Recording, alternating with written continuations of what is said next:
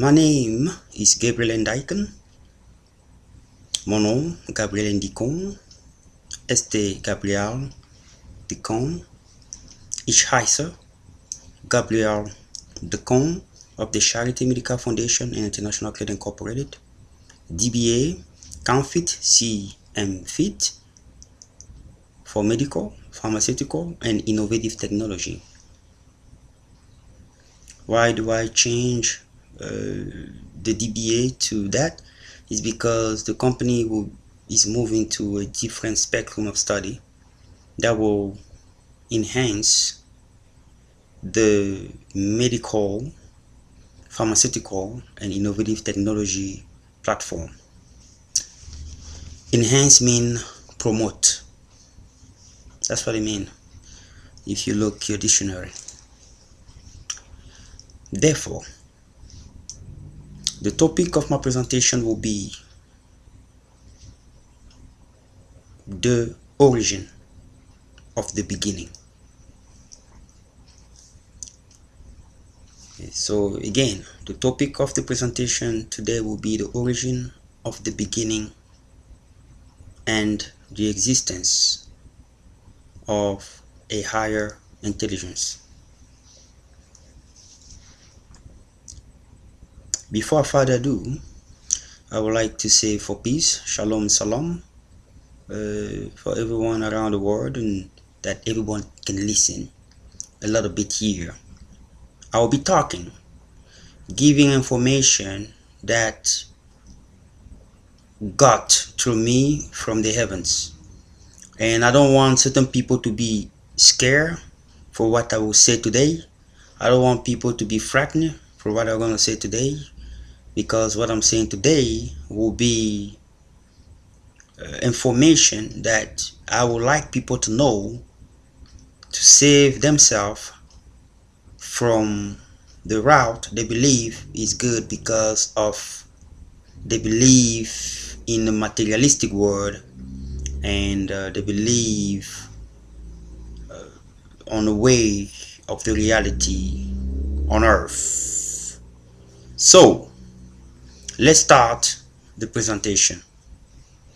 Like you can see, I don't live in an isolated place. Like people say that I live in an isolated place. You can hear car driving around my house where I live, my place of living. So you see car driving. So I'm not an isolated person.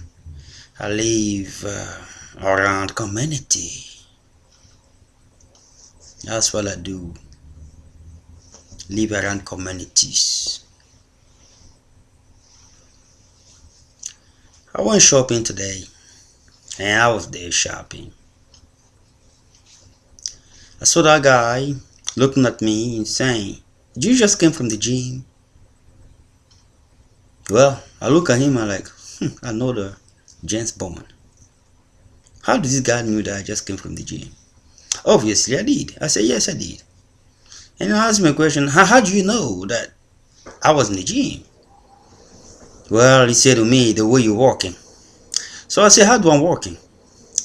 Now, the way he showed me the way I was walking is like somebody who's paralyzed walking. And I was like, is that the message? Please, I'll be pleased to know exactly what you know that I do not know. Please tell me. The way he was showing the way I was walking, I was like, that's not the way I'm walking. Maybe it is the way they told you that I will be walking. Can you revise the verb you use in your sentence, please? And I started making laugh. I don't walk like that, my friend. I don't know, maybe you have something else that you're hiding that you don't want to tell me. I'm walking very well. Then,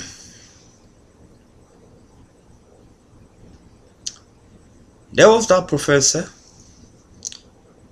who always wear suit. He wears suit. He wear, he have his case. He have a lot of paper in there.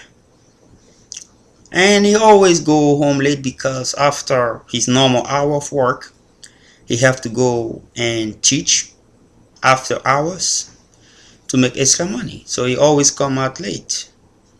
So every time there were gangsters out there looking, seeing him going by every single time, dressing very well, like, this guy always dress around here very well.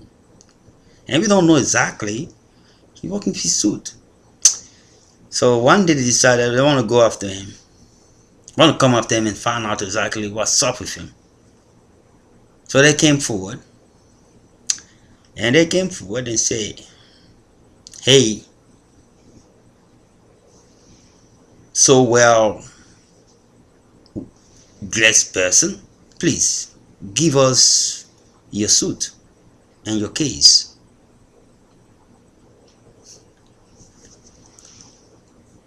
Most of the time when you see gangster, you panic, right? But what was obvious about this man is that he didn't panic. And those guys have every single thing to get the person scared. But the guy didn't panic. He said, my dear fellows, and my dear citizen, I am afraid that you might be committing a crime for free. Well, you see, among many gangsters, not all of them are stupid. There are some of them who are actually well educated. And sometimes some of them are good readers.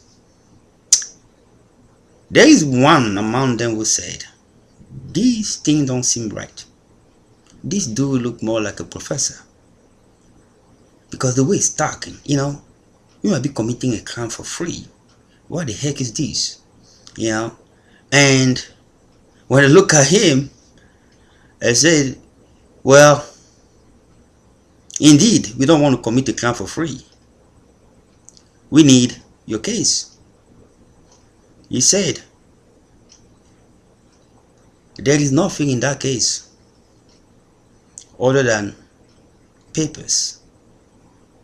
If you will be able to transform those papers into dollars, into money, that will be very suitable with me. I'll also be poised to share that deal with you. So finally, they let him go because they realized that there was nothing they would get from him. Either his suit, either his suitcase, he was able to go peacefully. What I meant here is that knowledge is the key, knowledge is power. It's not about people who believe that circumstances that derive from a simple situation can be solved so easy. There are situations that many people do not know. There are situations that derive from a very long or deeper origins and source that cannot be understood. But looking at it from outside can bring people to adjudicate on it without proper assessment.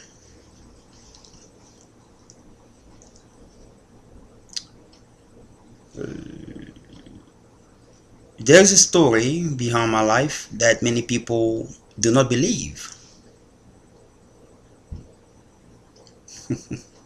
They don't believe in it. People are talking about, you're gonna start all over. You're gonna start all over. Well, I am not starting all over. I am pressing forward. I have a company that is functioning well, that's alive. You do not derive conclusions and inferences based on a temporary situation of decline. As you can see, the market, there's time where the market incline and there's time where the market decline. You cannot see the decline interval and generalize that the market has never worked. That is premature. Okay? Situation in our life are situation where you have incline and decline, and incline and decline, and decline, decline, incline, and decline. That's the way life's supposed to be. You cannot learn from life without facing challenges. It is very simple. If you have a test in front of you,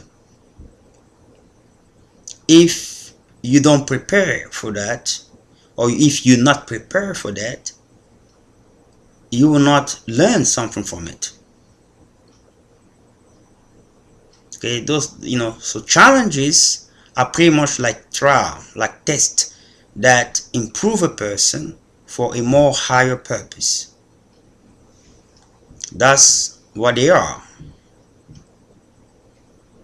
When you run 8 miles with a certain speed, that will prepare you to be able to run a 26 miles.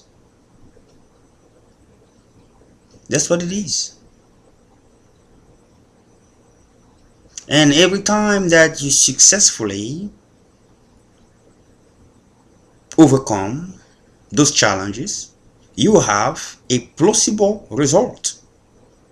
The result will be positive and progressive in a manner in which it will bring satisfactory platform into your life. There's no reason why you're going to be running a 26 miles. You're running. Your body is very feeling tired. You want to give up. Your internal body saying, man, I'm giving up now.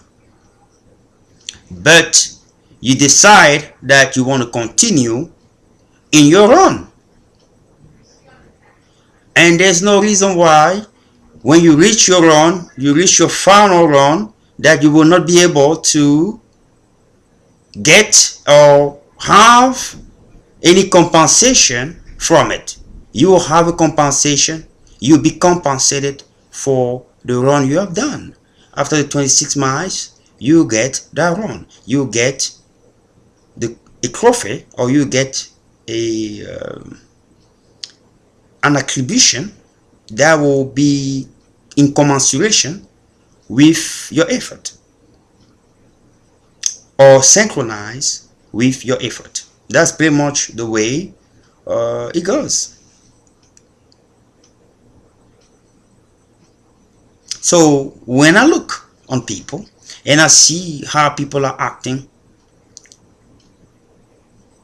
they believe that they know, but they do not know. And that's the reason why I am introducing today the Greek knowledge of all time, Elohim, Yahweh from the heavens, who control and command the entire universe, all the knowledge, sacred mathematics, sacred engineering, sacred technology, and sacred science, who created you. And I will start the origin of the beginning. The origin of the beginning.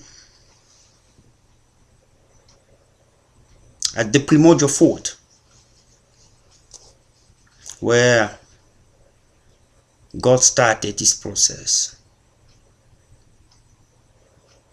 And again, I will start this preamble of the introductory of these elaborations by saying this: my inspiration comes from the Holy Spirit. The Holy Spirit is what inspired people to write the Bible. What inspired people to write many holy books. When you are connected to the Holy Spirit, you don't need nothing else. What is the Holy Spirit? The Holy Spirit is a pure characteristic of the Almighty Elohim. It is God in spirit, walking. It is equal to God in its being, but different from God in its function, because as he have combined spirit, he control from his core spirit the Holy Spirit, which is the universal intelligence, the divine intelligence. It is programmed like your computer is programmed to do his work.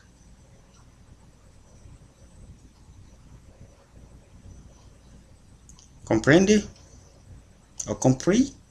Or understood? Or you can say capiche? So this is the point here. The energy that you see is what balance this world. Money that you touch, that people love, they don't even know what it is. They think it's just a paper. Money is made out of a substance called mercury. Mercury is one of the most magical chemical substances that you will never imagine.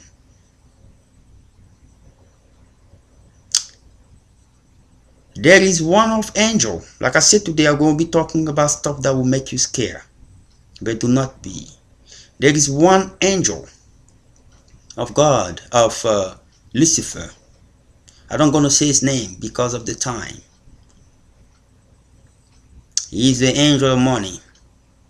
He only nurtures himself by drinking mercury. Many people do practices and get money from him. It is one of the angels from the heavens that was from the financial department in the heavens. So when they descended, they created pretty much the same thing down there in hell. So that's the work. So when you see the money that you touch, it's more spiritual than you think. Money is a force, an energy force, pretty much an energy used as a force for exchange. That's what it is. It's not just a simple paper. It's very mystical, the money you see you have.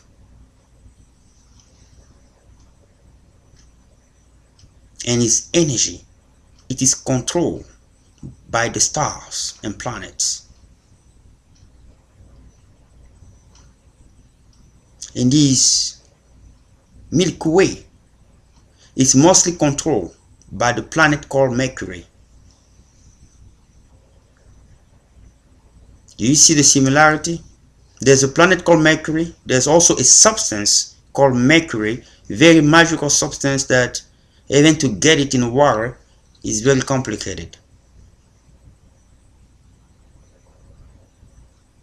So every single money that you see in this earth by any government is made out of mercury.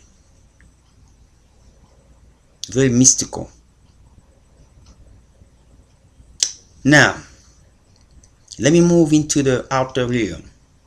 The God who created you, that you walk in, you don't know. At the primordial thought, which is called the beginning of time, God is out of all the universe combined. There are more than one universe.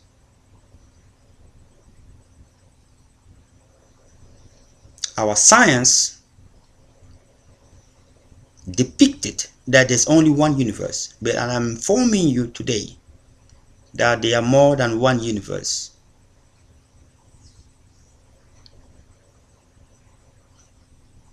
I am not in the level of I'll be proud to go and sit down with people who respect my word. It is blessed by the heavenly Almighty Elohim. But mostly, my work will be to speak by invitation only in places in which people wanted to hear the word of the true God. The point is this: people look different by faith, people look different by the genome, people look different by the morphology, they come from different culture, and suddenly when you look at them and everybody say, no, it's a different God, there's different God, there's different God, you know, I come from over there, he come from over there, he come from over here, he come from out there, you know, somewhere. So they are different gods. That's not.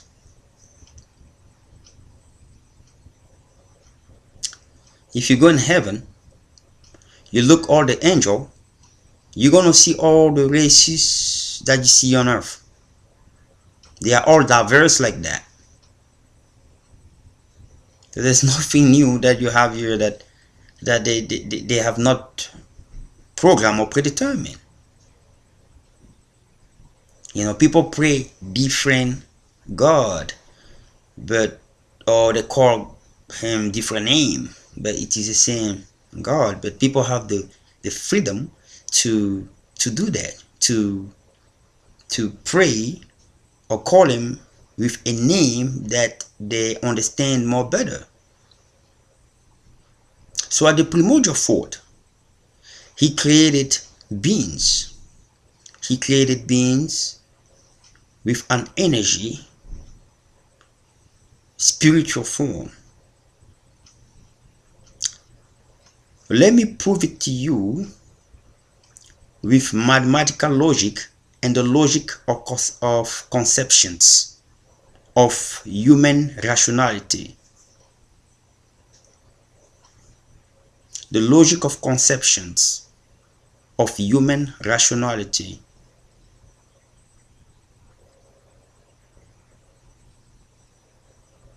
We are matter. We are matter because we have atoms. We are composed of atoms. The entire body, our entire body is made out of atoms. So, in atoms, you know what is formed of? A nucleus, protons, and neutrons that forms the nucleus. Combined with electrons, it gives you an atoms. That's very simple. Many people know that. So all the cells, the DNAs, and the tissues and organs are made of accumulation of those atoms.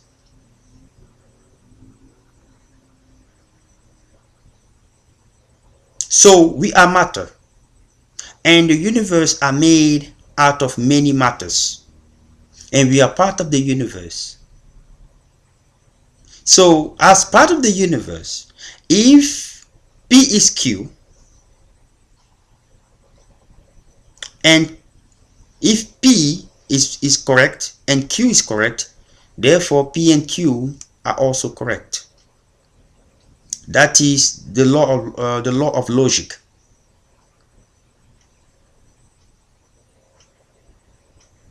We are matter.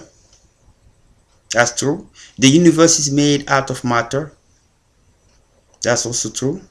So as the universe unfold in time within existence, it means that we too, as part of the universe, also unfold in time within existence.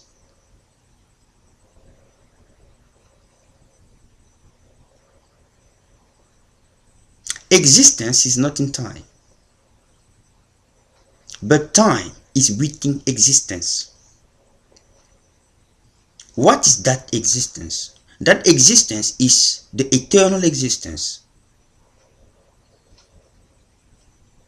So the universe is comprised within that eternal existence. Time is comprised within that eternal existence. What is that eternal existence? Like I defined last time. That eternal existence is an existence which is within a wall of time, from an infinite distant past to an infinite far future, integrated in an infinite time interval.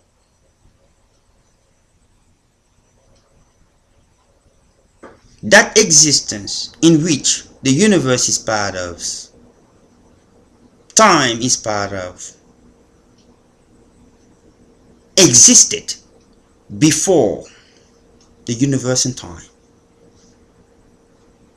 And that eternal existence is where the higher intelligence and power reside.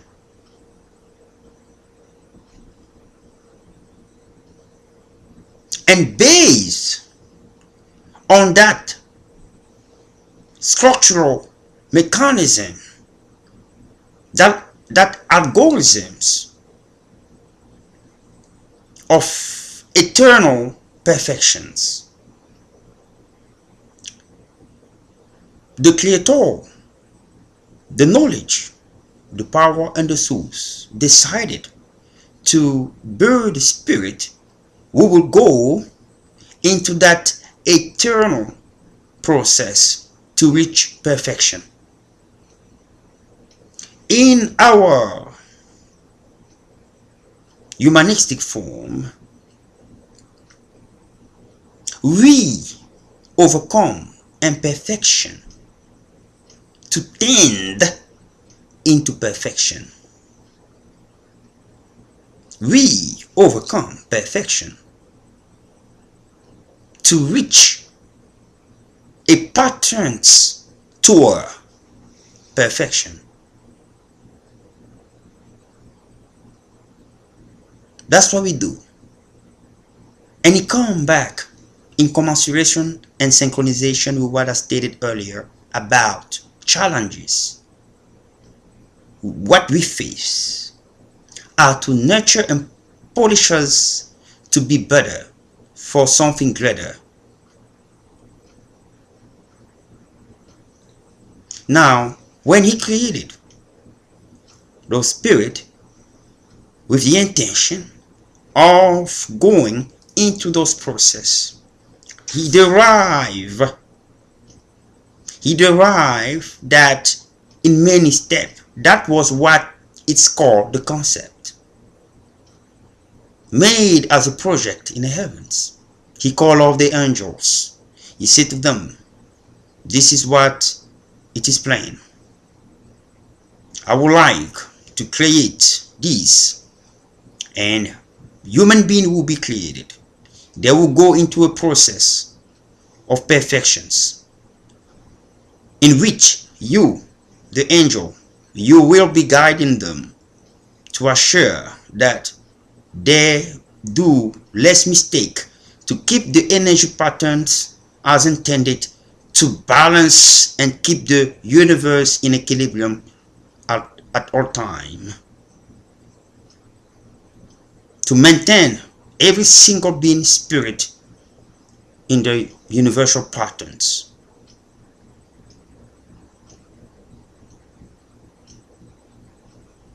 And at the time Lucifer was called Lucifer, he was pretty much like the number 2 in heaven at the time. Jesus Christ was an angel, but he was not the number 2. Unofficially, Lucifer was the number 2. Alright? So many, because he have powerful characteristic, he have enormous power. God gave him enormous power. So most of the time he was talking on behalf of God. That's even the reason why he was able to convince 1/3 of the angel to come with him. All right. So it was made. The meeting went through. Everybody did agree.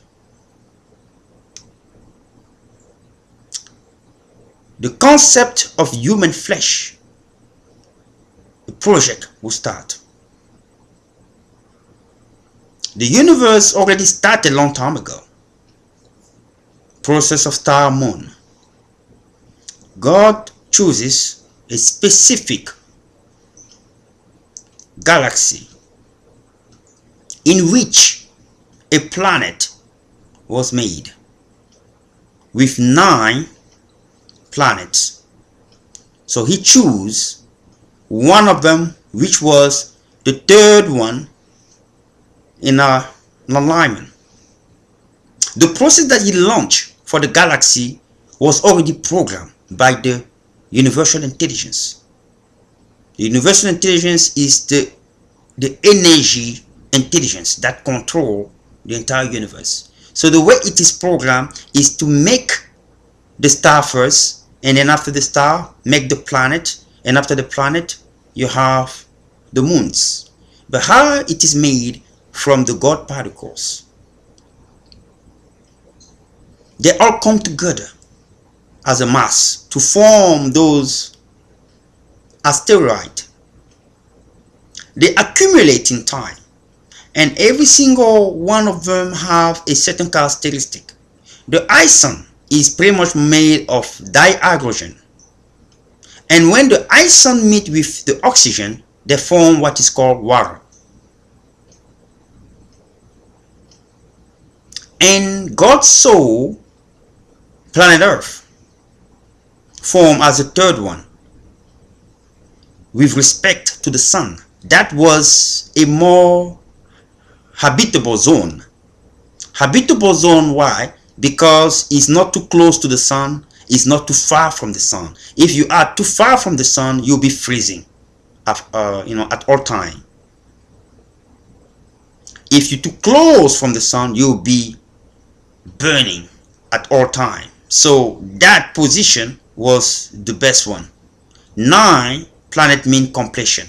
It's good for the spiritual realm. It represents him, God. And the 3rd position was the perfect position for that planet, because 3 present creation, present birth in numerology as he created it. So he chose Earth. He called it, gave the name. So the universal energy and intelligence was programmed to launch and collide with that planet, because that planet at the time, Earth, was still not formed well.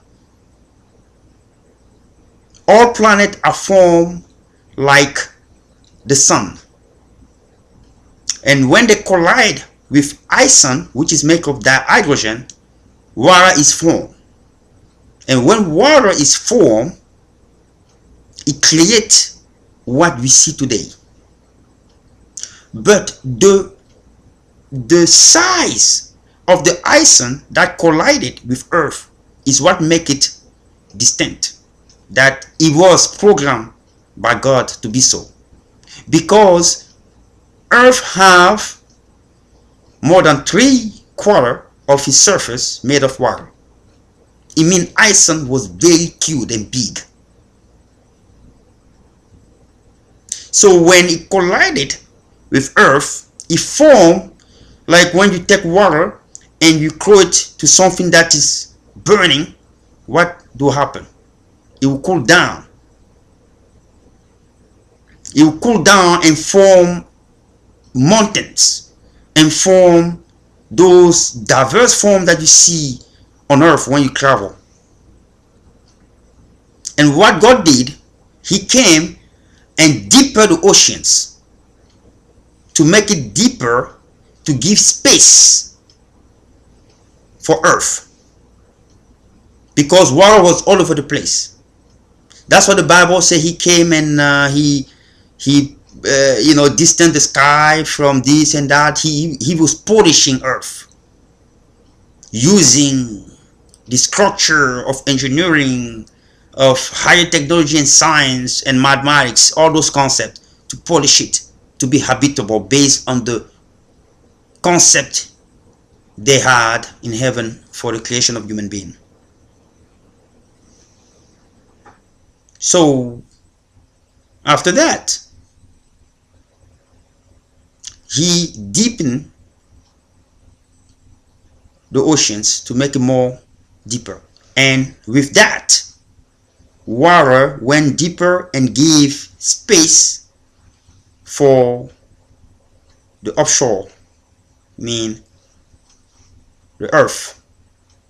People can live, can have a place to stay.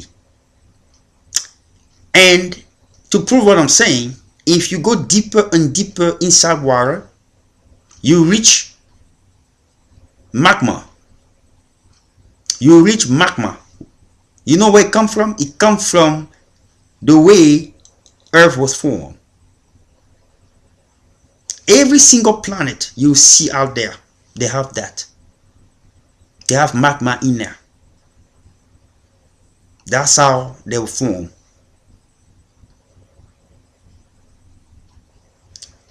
So after that happened, he implanted one form in water after he made everything. After he made everything,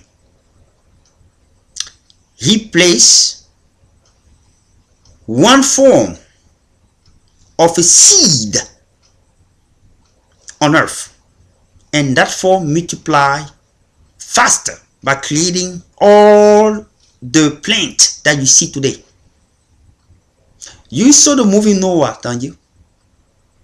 When he wanted Noah to build a boat, and there was no tree, and they gave Noah that seed, and when Noah put it down, the seed built up in a matter of seconds.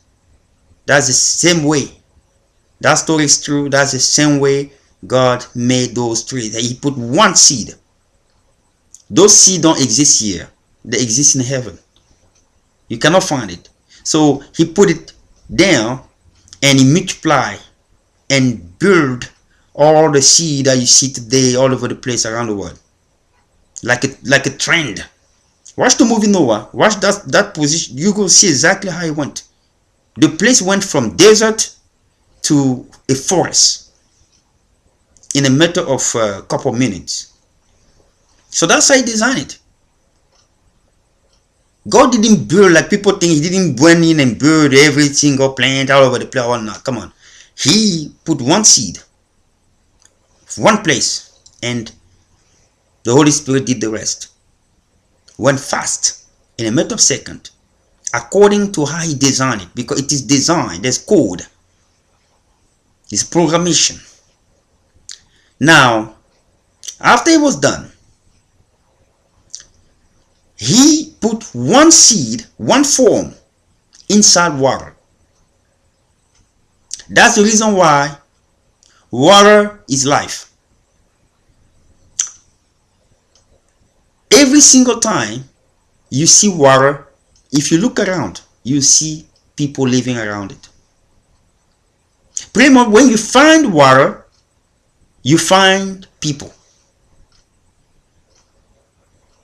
When look history, how people discover countries, continents, they follow water. That is the way God designed it. He put that form there, and when the form starts growing, they were looking for the border, the lateral.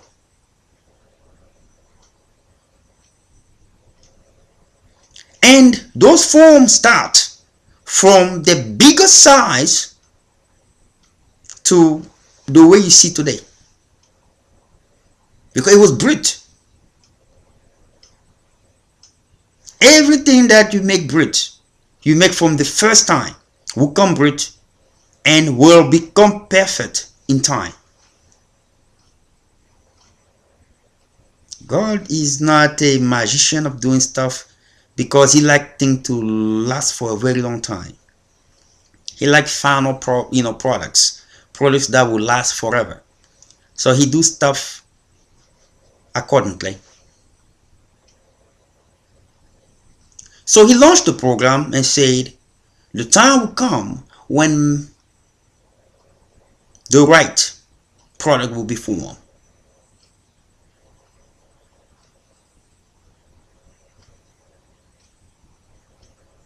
People are saying he created Adam and Eve was the first one. The question that I'm asking you, the Bible said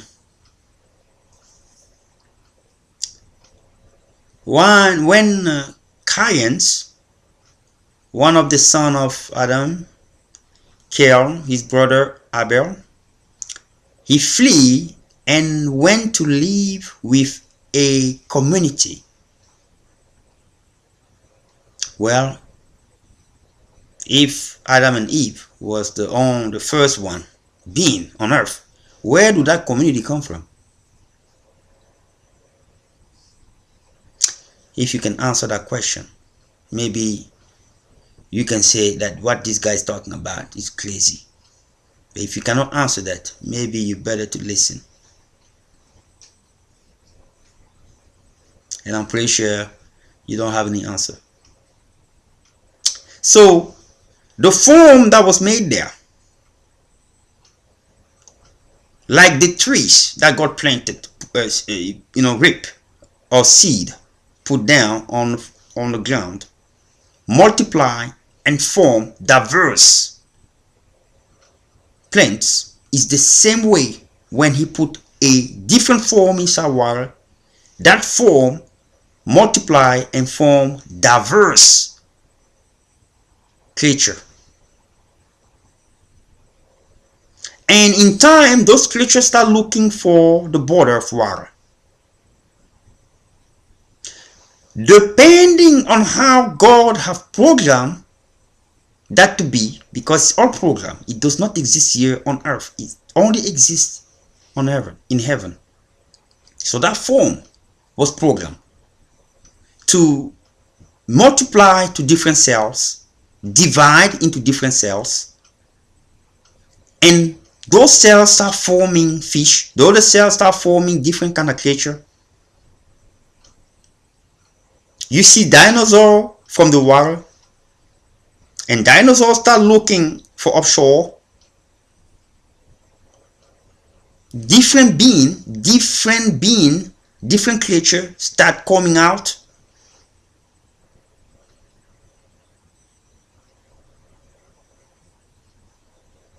And the forest was already there. The way he made it.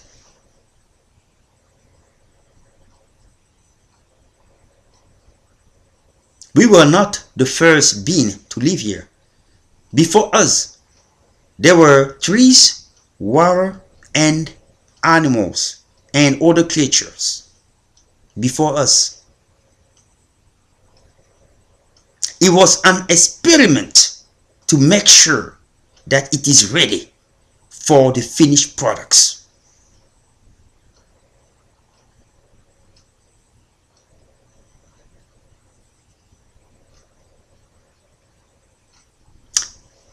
Being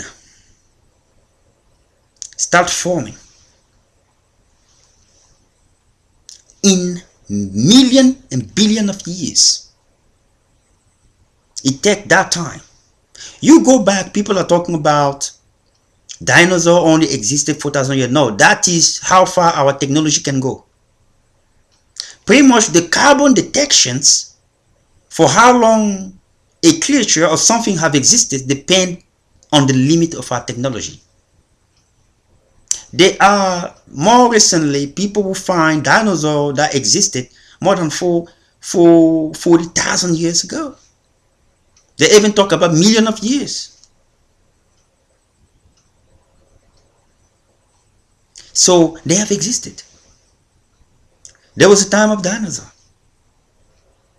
And that was a process in which God have made it so that he can go to the next stage.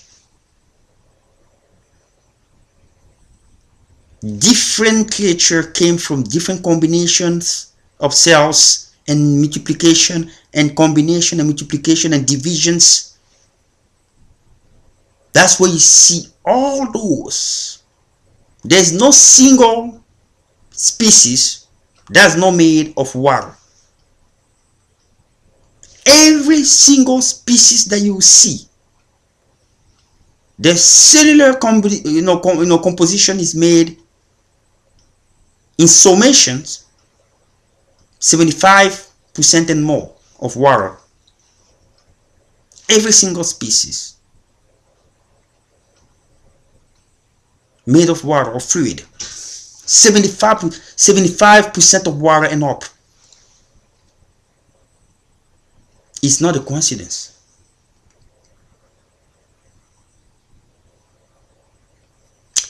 Humans start living from the body of water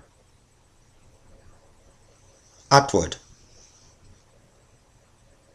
That's the way it has been. From the body of water outward. That's how humans start living, when the form happened.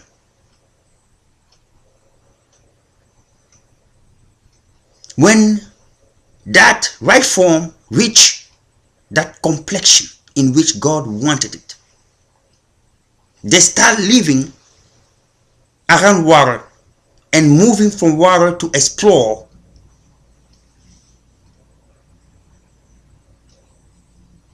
the rest of the area or the region, or how far they can go based on the technology they had.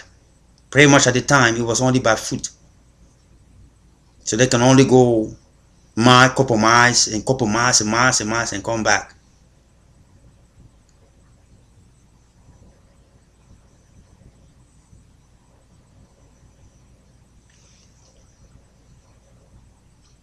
They were living with animals. They were living in the forest, the trees. They have no knowledge of a divine being. No, at all.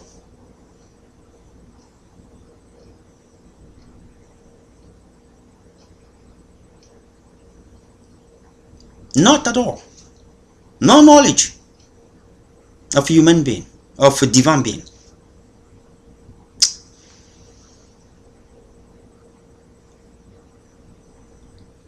Adam,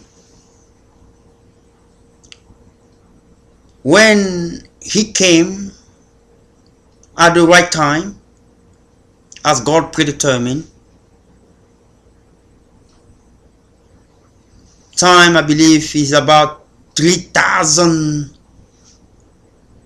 BC, 3020 something BC.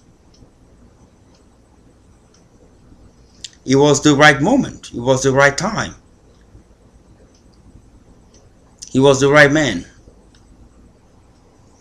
So he was choosing out of many primer, like they call,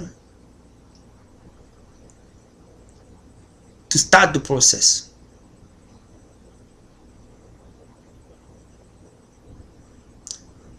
He was created with certain characteristic. He had certain characteristic that was good, based on how God programmed the form that he put on water. He have those characteristics, final characteristic that we need, that we all do have today.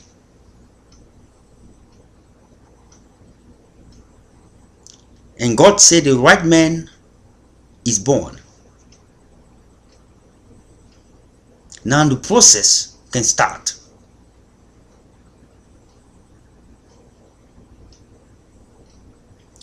So he was living around in the mountains, not far from Turkey, around the region of Turkey, present Turkey. So, and he's not really confused because Turkey is actually between two continents, link Europe and Asia.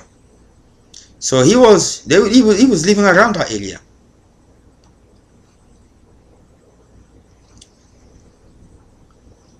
Then when God appeared, start talking to him, that is the first time he knew that God exists, that there's a divine being, there's something else that exists above. What God did to him, God put into him that soul that we have, all of us have today, a soul. That soul spiritually, it's not like something that he did it spiritually. So that soul commensurate with the design in which God wanted, making a person to start thinking above himself, so that he can receive the blessing, so he can receive the knowledge from above to advance the project. Today people think we have airplane, we have this. No, because of that soul that God put on, they choose people to build up those innovations. When the time comes, God said now it's time for people to start traveling from continent to continent more easier. Somebody is choosing to bring that technology down. There will be a time where God gonna say it is now time for human being to travel from one galaxy into the next. He will bring that technology. There is somebody that is already predetermined in time, that's not even born yet, that will bring that in place. That's the way he do his stuff, and that's the main purpose why that soul was too much important. So he put, they call it indwelling, he indwelled that soul in Adam's.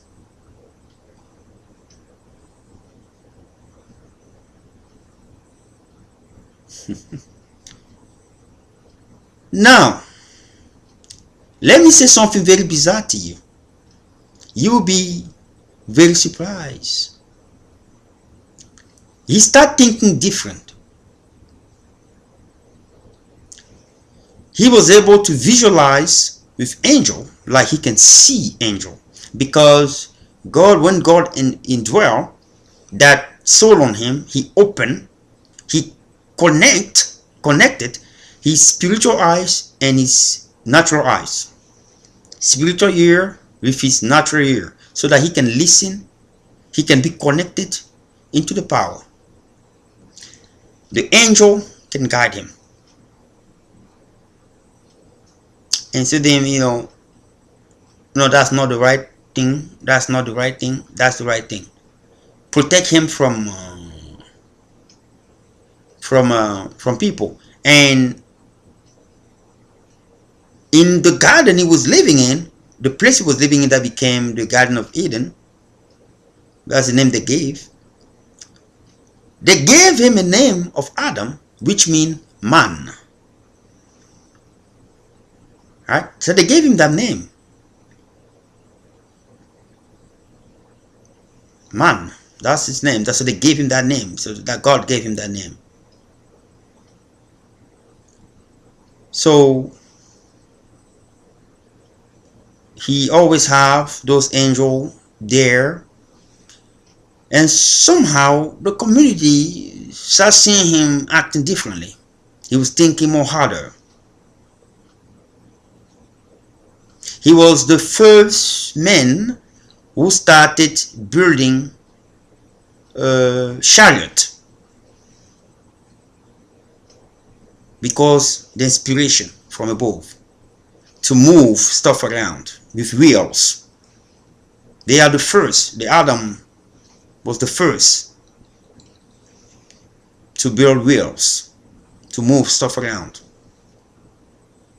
There was no one else. They didn't have that because they didn't have souls at the time.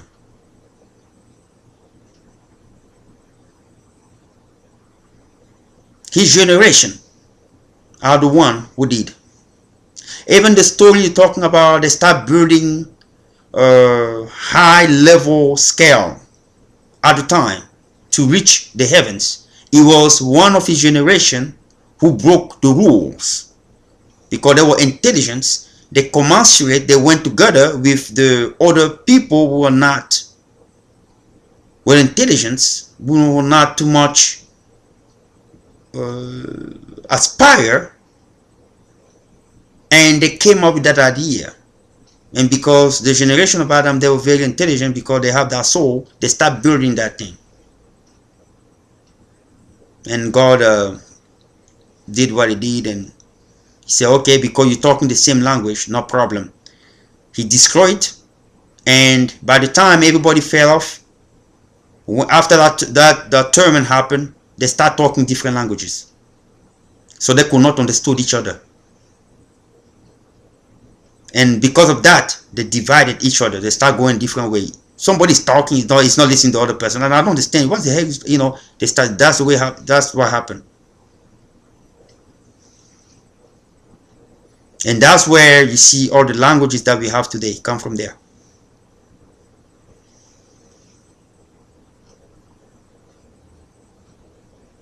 They start talking different languages. They could not understand each other. Everybody say, I'm going my way. Me and my family are going my way. And God did it a certain way that there are at least 2 people, 3 people who can talk the same one. They went together. 3 people, 4 people, they went together. That's what happened. So when Adam was formed, then he was looking for a woman, right? Why do God didn't say to him, there are many other women in the other community, go and get one there? It was an option. He didn't do that. Why? Because they were not the right people. He wanted to start the project fresh.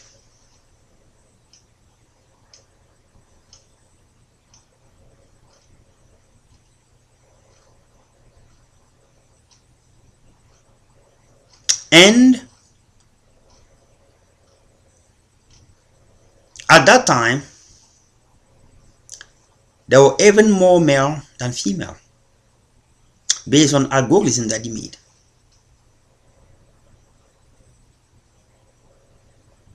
So what he did, because Adam was the right products, he removed the genes from Adam's to forms that new being.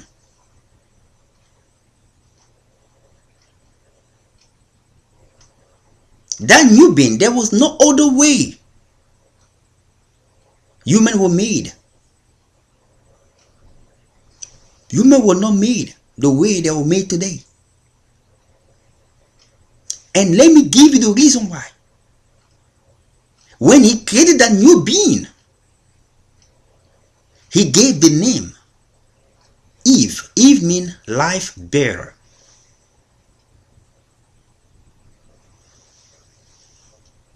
If there was, that way already existed, there was no reason why God, who is the higher intelligence, will call that new being life bearer.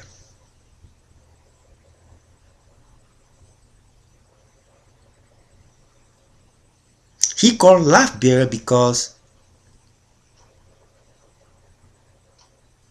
she will look different than the others. And she will have the capability and the morphology to carry. And the way she will carry, it will come out with purity.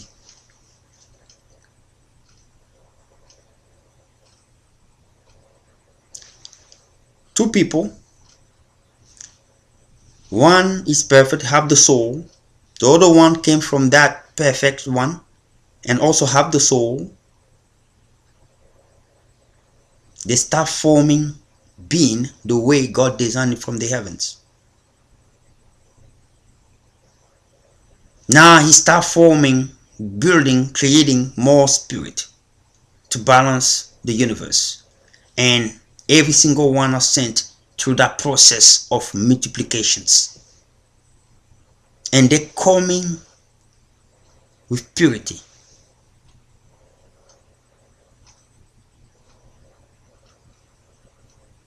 That is the origin of the beginning. And when you see people, they don't comprehend well what happened. Now, Eve are made. She can get kids with purity and protection. When they are born, angel will be there to tell them what to do, what is wrong, what is not right. So they will make no mistake, and they will live for a very long time through perfection. And when God decides to take their life, they will move into the spiritual realm and take their position in the heavens and start inspiring the future generation according to God's plan and evolution. Well, Lucifer said, oh well, that's too simple. I am the light barrier. Do you know what a life barrier mean? Like Eve?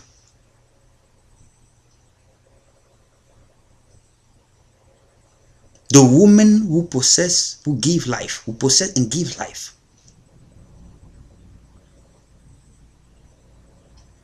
That's the reason why women are very crucial. The form, the way God made them, because God created them himself. From the men, he created them himself.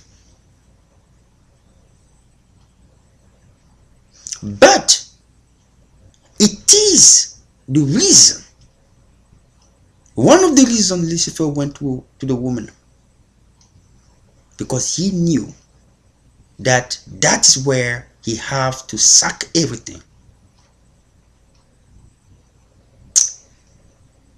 So when he saw that happen, the revolt started. He started a campaign. He said to angels, imagine angels. Angels are high being. They are intelligent. They are connected to the divine intelligence.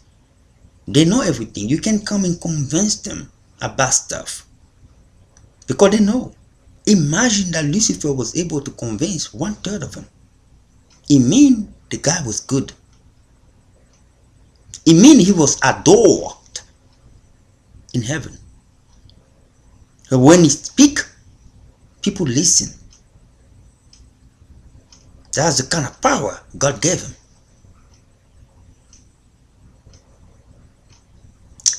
So he said,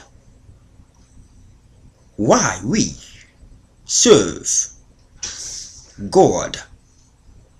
We serve God. We serve the higher dignity in heavens. Why are we going to serve beings that are inferior to us and serve and make them become better than us in the future and come here in heaven to be above us as well? It does not make sense. my dear fellow servants, we serve God well. But why we have to serve beings that are inferior to us? We have to guide them to reach perfection so they can come here to be our leaders, and we have to serve them again forever. No, that cannot be possible. We are the finite, we are the fine, we are the perfect beings, and there's no one that must take our place like that. So God is forming a new form of beings that we're going to be serving forever. So that's where the revolution started. And certain angels said, yeah, you're right. Some other angels say, no, we cannot. We're going to stay with the Almighty. You can go ahead with your plan, but that's what it is. We have everything we need here. We don't have to look what we're doing. We already have everything we need here. So it doesn't really matter if we serve them or not. They'll come here. They'll take some of their places. We must serve them here, but it won't be the same thing.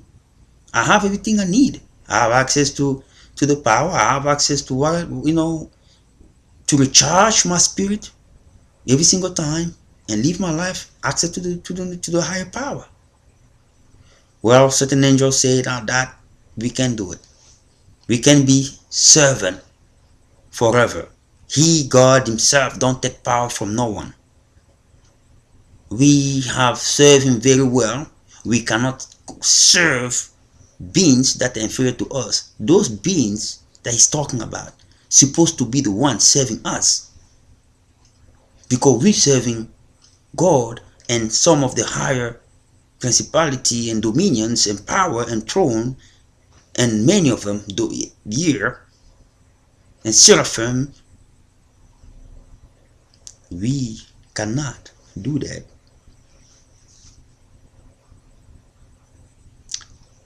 So the revolt is started. God, because he have access, he was actually the one who was commanding the operation to lead the angel that will be doing the work. When he came in, as Lucifer, he said, he didn't went to the man, because the man is not a life bearer. He just gives seed, that's all. He went to the woman. She's the most important person. She's the one who is bringing those beings on earth that he doesn't like in the first place, because those beings will grow up to become better than him. So in the eyes of God, they're very precious, God said. Very precious than us. But those beings going to disappoint you, God. They're flesh. And God said to him, or to them, I know not what you do not. I know what you do not. You know not what I do know. You know not what I do. What God said when he speaks like that is that I am your creator. There's no way you're going to think that you know better than I do, because I program you accordingly. So the revolt started. So he decided to come here, and he said to Eve, he waited when Adam was somewhere, and he came in and started talking to the woman. You see the same kind of, I don't know if that's the curse. Women like good talkers for some reasons.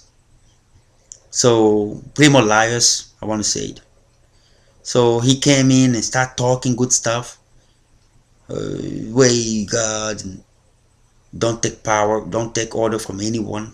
Why do God have to come and dictate them what to do? They have the power to become whatever they want to become. They can be whatever they want to be.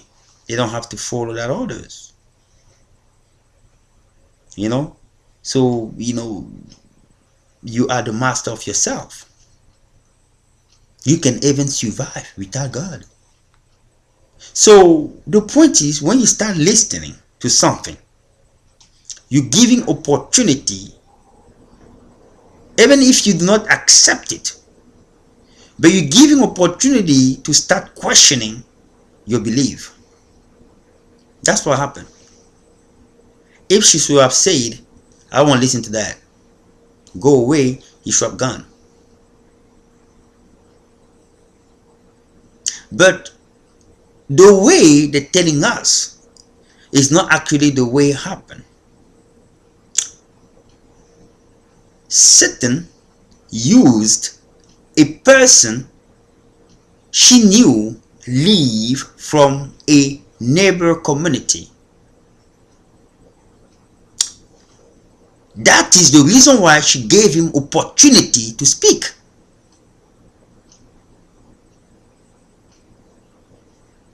Because she knew the person.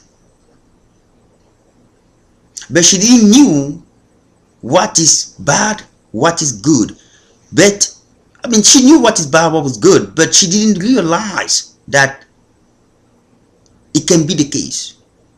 Because God never told them, you're going to have this, you're going to have that. But God told them, don't do this, don't do that. It was up to them to know we do not have to violate that law.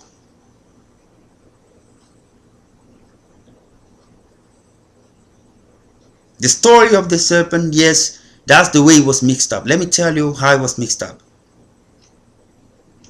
Adam means man in the first language. Eve means life barrier in the first language. Eden means the garden in the first language. Now, the man that was the neighbor community was a magician. And in the first language, it means serpent.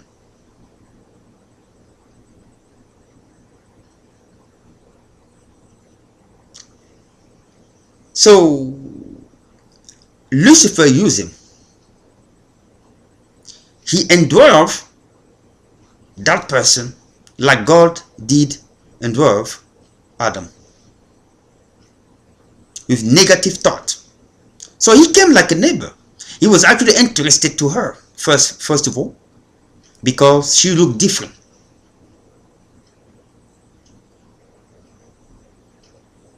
So he waited when the man was not there. So he came as a serpent. That was his name, because magician means serpent in the first language. So he started talking. That's the only reason why she even listened to him.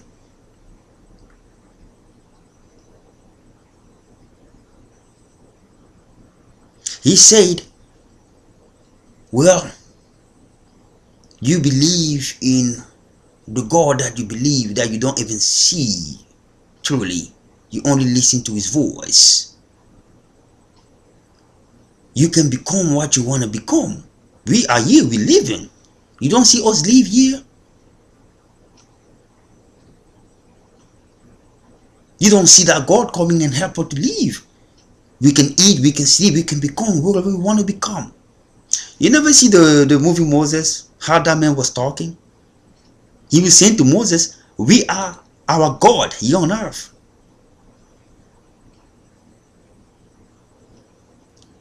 We can become whatever we want to become. That was the way they were reasoning at the time.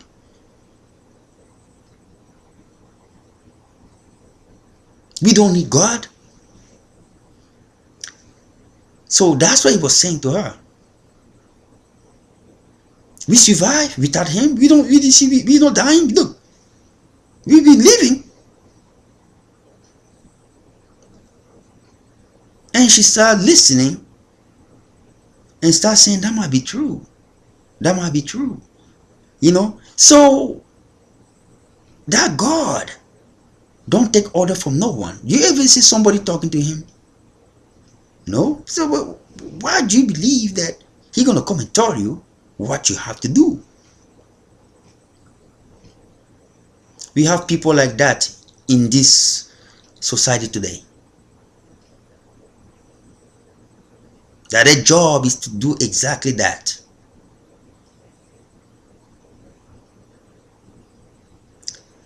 So, first of all, he was charming the lady, interested too.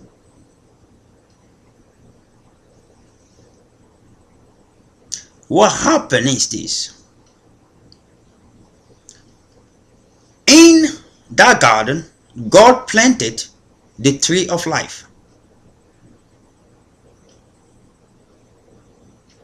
That tree of life is the tree of knowledge. It was the tree that you have everything.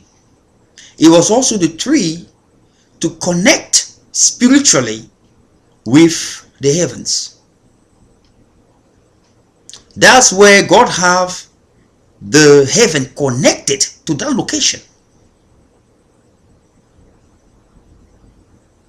At the time. Through that tree. So to that tree, they can communicate. But that tree of knowledge was saying to them, do not put negative thought in your mind. You put negative thought in your mind, you will be distancing yourself from me. So when Adam came,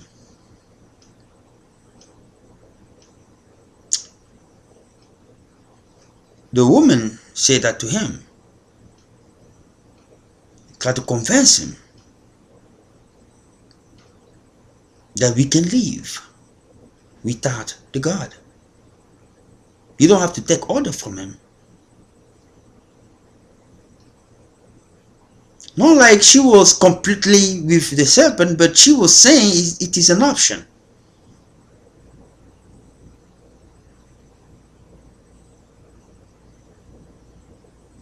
When you start having doubt.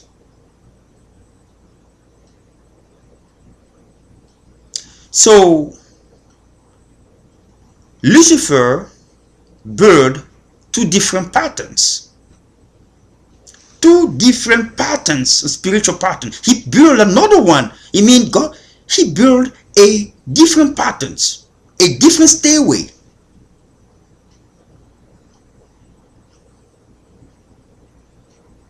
So when they were praying, they were climbing because they used to communicate with God and try to climb. Now, when the serpent said to him, do you even saw that God before?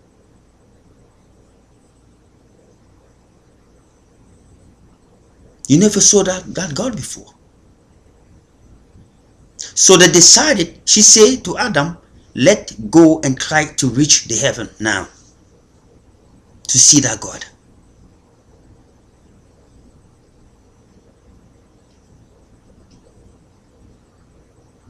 That is the original sin.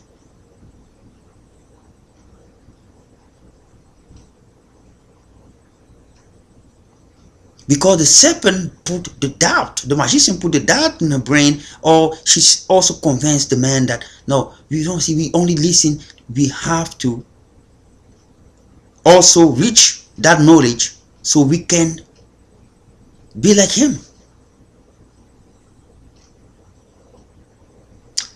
When they were spiritually climbing, they heard a voice.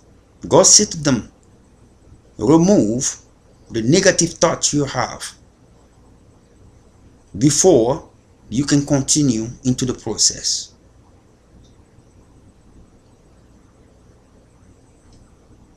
Remove the negative thoughts you have before you can continue into the process.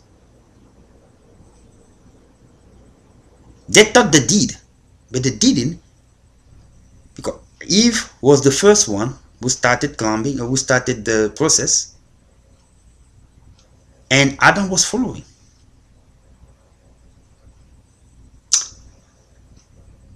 she ended up in a wrong area because of the negative thought, the doubt she ended up in the wrong stair. Adam was following too, so his heart was with the woman he loved that God gave. He also ended up there. Now the sin has been indwelt into humankind. They violate God's simple law. Just obey.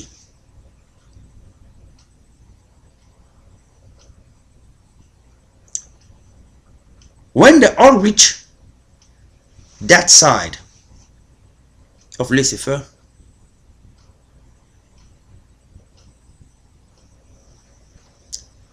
their eyes got open from neutrality to diversity of evil and good. Now they start noticing that they were naked. Something that they have not seen, they didn't know before. They start having bad thoughts.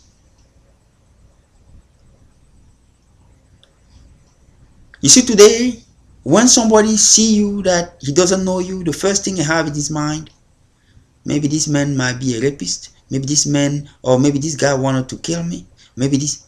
That's the way we are today. Feeling like a curse, something like that. Yes, there are people who do stuff like that. But it's still a curse as well. So now when God show up and ask them, they start hiding something that they have not done before. But you hide when you know you have done something that's not right.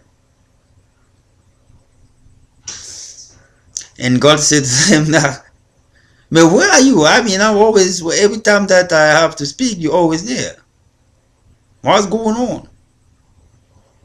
No, we don't see the angel anymore. You don't see the angel anymore because you misacted. So through my command, they have to go from impurity. So now we're naked. We need to have clothes. Now God asked him, how do you know that you're naked? Who told you that? Well, the serpent told us that. Now the serpent is your master now. Alright, so be it. As far as I know, it's over. You're going to have to go through the process of challenges and difficulties for generation to generation. And you have to leave the area.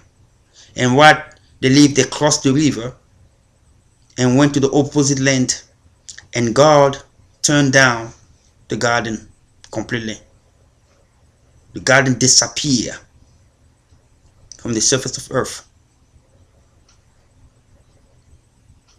He turned it down. Reverse. Now, what happened is suffering started in their life in a degree that never imagined.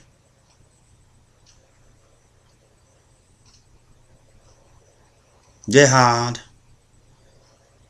God didn't forget them.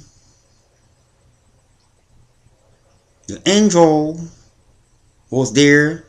One angel was sent by God to help them survive. Agriculture. Help them to survive, how to do agriculture and stuff like that. And the angel was helping to suffering they were going through. Angels start helping them to understand God better. And they start traveling to heaven, back and forth, coming back. They knew the truth, but the error was already made, and God don't reverse it. That's the way it goes. So because of that sin, Cain and Abel, it happened. So today we are in challenges and difficulties because that voice that we refuse to accept. We do not control anything into this earth. We are the manager of the thing that we use as accommodation for our journey here on earth. Many people believe that they control stuff, but actually they do not. They don't control stuff. We are managing stuff that was given to us by God.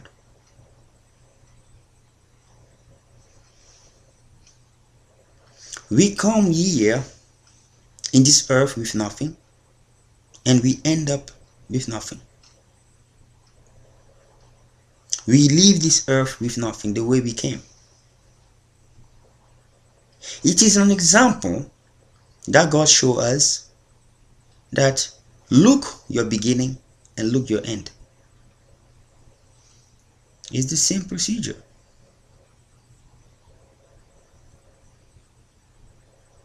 It's the same procedure. You come with nothing, you leave with nothing. So if everybody knows that, people should be able to live a normal life. A life of treating people right, the way they want to be treated, and be humble. Live with humility.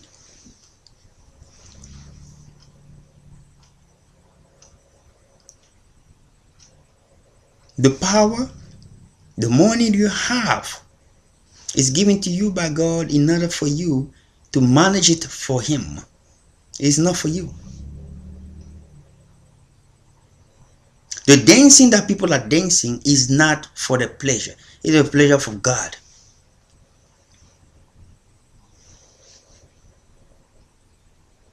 Everything that you do is not for your pleasure, it's for His pleasure. That's what you're supposed to do. That's what is called paying back something that somebody have given to you.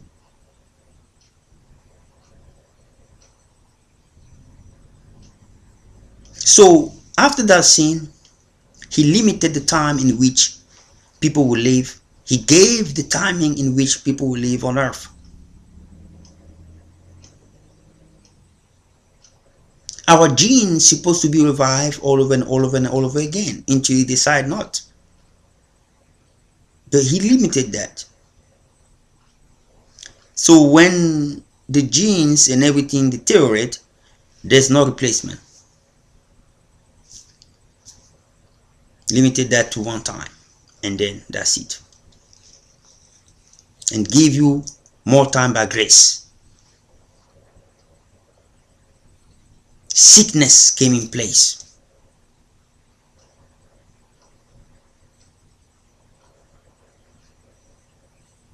So at the same time, he built hell for Lucifer to go with his angels. But he said to Lucifer during the judgment in heaven, when it happened, that you will be able to go and do what you always wanted to do.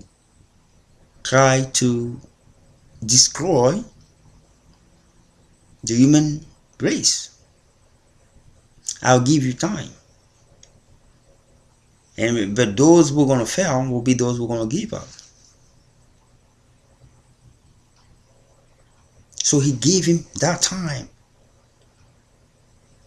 Even though that his house, his place is in hell, he have the ability of traveling in space and even here on earth to do his work.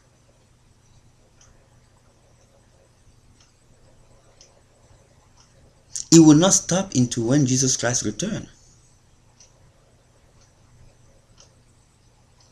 Because when Jesus Christ returns, that's where there's going to be a final battle. Where, when he lose that battle, again for the second time, that will be it. It means he will be ceased not to enter earth anymore.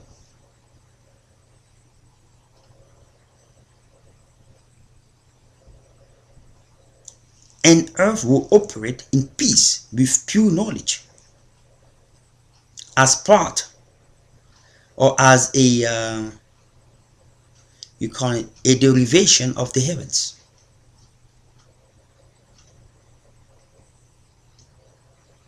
When men will be capable of going to heaven and come back, travel a different way, have technology to travel from one galaxy to another galaxy. That technology will exist.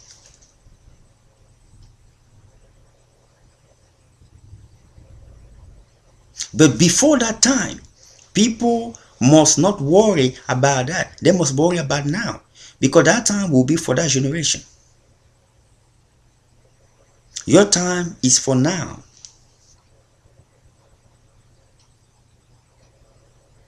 You do good now, because your judgment will be when you die.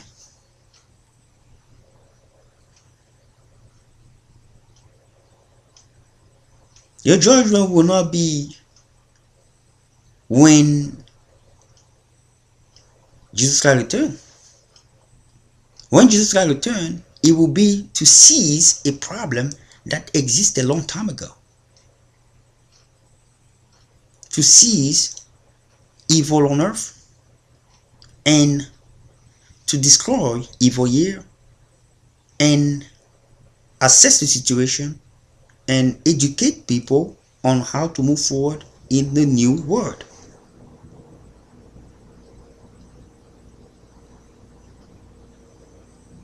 Those who will be in the heavens, they will witness what's going on here.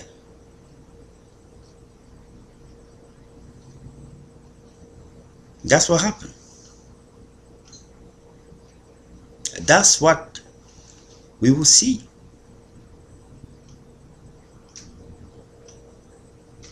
So people have to do good. You have to treat other people right. You have to make sure that everybody is treated the way you want to be treated.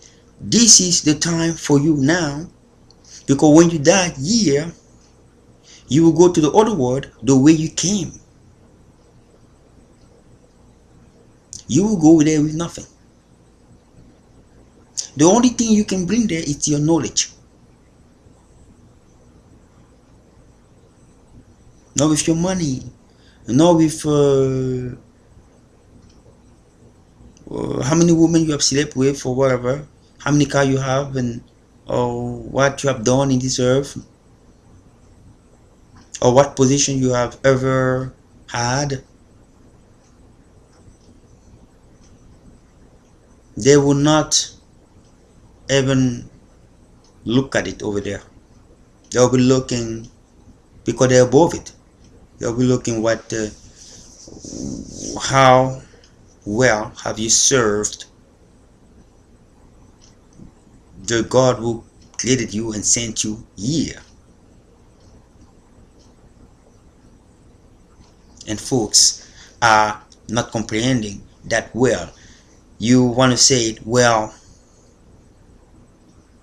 what will make you think that when I die I will go to heaven or hell? Well, if you fear death, if you're anxious about something, it's because you have that that inner self, that soul that always remind you of who you are. It always remind you that there's something bigger than out there. It's what make human being anxious. They start asking questions. What is out there? What if I? Exactly what it is. Sometimes you start having stress and all this stuff. It is the heaven who want to remind you that hello, start looking up here. Start looking up, my friend. It's not about your money. It's not about the number of car you have. It's not about the how many women that you have. Just start looking up.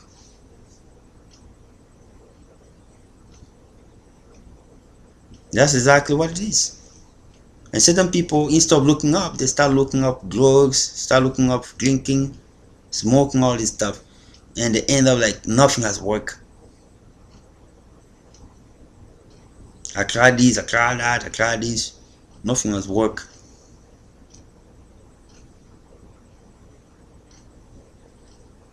And many of them mostly end up in churches and all this stuff. I used to do. I used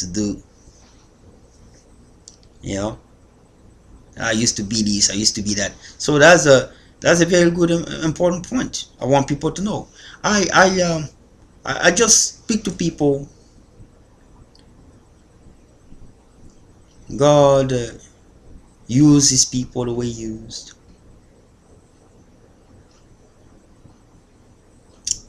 Let me tell you, He always used people out of nowhere. Abraham was not perfect. Matter of fact, in the life of Abraham, he was living a very high life. He was wealthy. He have many wives, and he have many women, and have many kids. And God chose him. But the Abraham that is in the Bible mostly speak about him and Isaac and his wife. That's it. But it was not like that. It was not only like that. He was somebody who living his life. He was kind of living his life like that. Wives and kids. He have money. He have to leave all of that. Leave all those kids, all these things that he had, and go with his wife somewhere. And God said to him, you'll be a father of nations. I'll be a father of nations. I already have kids. What kind of nation are you talking about? Father of nations. And he went in with his wife Sarah. They went in. So they left wealth. They went in day two, like God do. He bring you in day two. Many people that God have bring up, all of them went to day two. They went to day two. Day two is the process in which God bring you into nothing to bring you from nothing to something.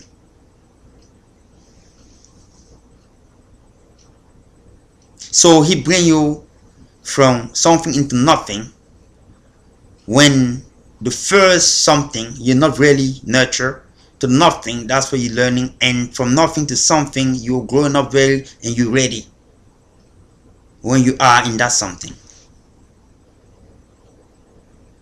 That's the day two. Abraham went through it. He have to leave what he had, all the kids he had before. I have many kids. No, they are not the one. Now, even with the wife that he had, he cannot even have kids with. And they have to, God, your time is too long. You talking stuff in too long. Well, well, I have my 7 year. You gonna sleep with my husband and get the kids. Talking God's time too long. Like many people here, time are forgetting. God are forgetting us. God forgot him. That's how many people say it.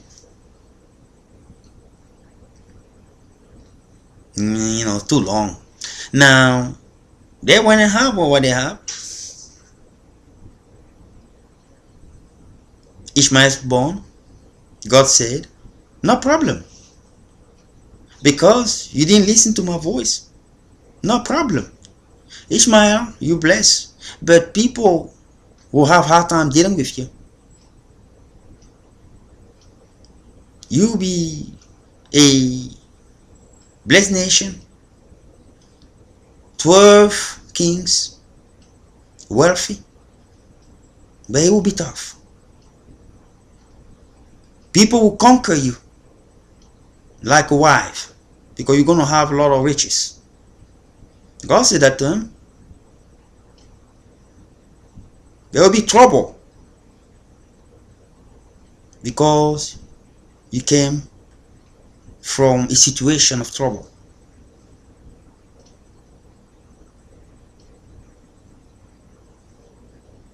That's what happened. And what you see today in the Middle East, all this stuff, is what God said. Do not underestimate his word. They are for generation, from generation to generation, forever sometime.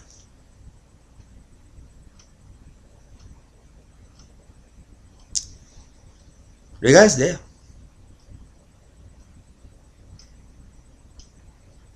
And Isaac came.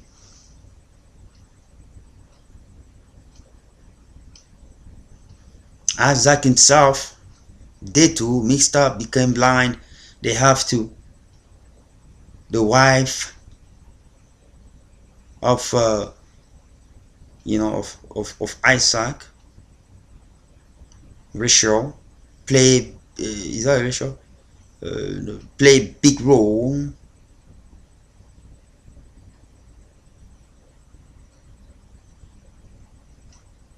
No, that was not Rachel. Rachel was one of the wife of Jacob. So she played very, very, Rebecca. Yeah, that was her name. She played a very big role to mix up the power between Jacob and Saul. And Jacob was also another mixed up person.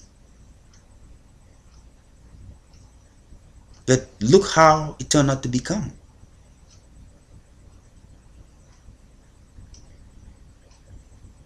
It turned out to become good. He had data. And everything that he was doing, they were saying to him, wait, wait, wait, and wait.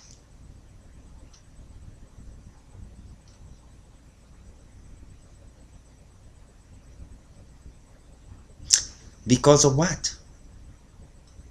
Because of the disobedience that happened when the mother swapped the order of God. He has to work twice and harder to earn his place, to suffering, running and running and running and running and running. Because his brother, he thought about, the thing from his brother, the brother gonna kill him.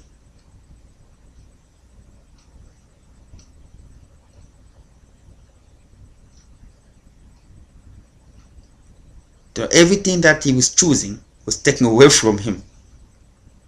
The same thing like the mother did. The father chose his brother, the mother take it away and gave it to him. So everything he was choosing was taken away from him. Till the last time he went to choose a woman, a wife. No, the father of the wife said, no, that's not her. They did the same thing. I mean, they for some reason they decided yes, and then when he showed up, they proposed him somebody else, the older sister. He said, but that's not the one I choose. God is saying, I'm perfecting you. My choice is always tough to get. Now, the father said, no, another 7 years before you get the younger sister. So he had 14 years. That was Rachel. And he loved Rachel too much because that's where Benjamin and Joseph came from. And it didn't end up there. It didn't end up there. He go up and go on. He chose Joseph. God said, no problem. The woman he chose, Rachel, she died. God take away.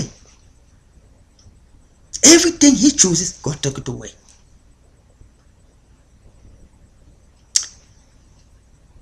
God said, even your name, I'll take it away. He was sleeping, he fought with the Holy Spirit, and God said, your name is not anymore Jacob, it's now Israel.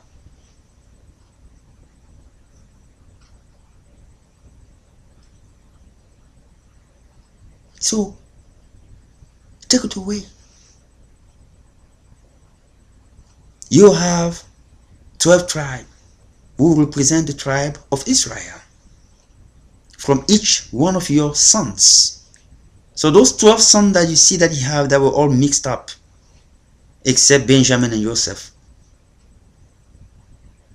They have 12 tribes. They are the composition of the Israel that you have today. So, Joseph, he chose Joseph. God said, no problem. They take him away from Jacob. Joseph have to be sold by his brother as a slave. He became crazy. And if you watch his story, he always said, my curse from back then will follow me forever.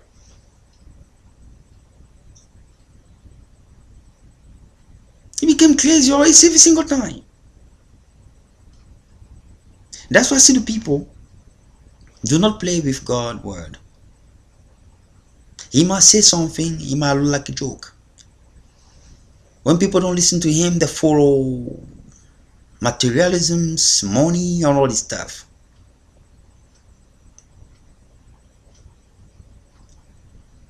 When he want to date you, he gonna date to you. Date with you before you can become great.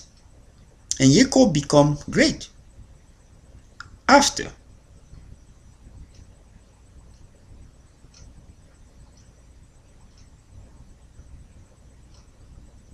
So every single person that I work with God has been there to us. Moses has been there too.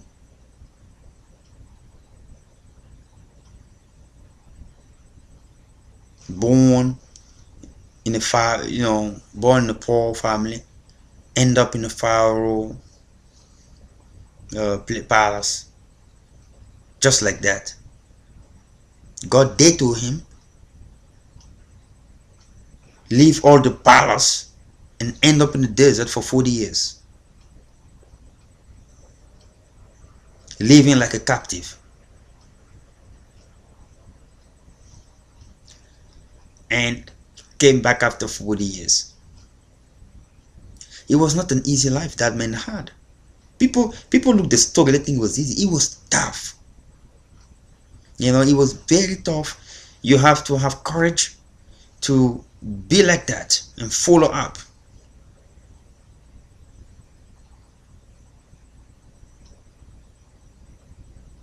You have to know that everything you possess, every power you have, everything you had not belong to you. They belong to the person who created you, and you are only managing it for him.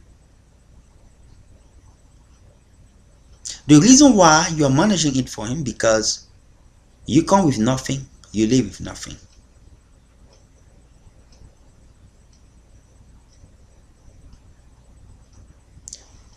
The next generation take over. But that's that person, that God, that being who is out there is the same. He's always there. Bring up new stuff.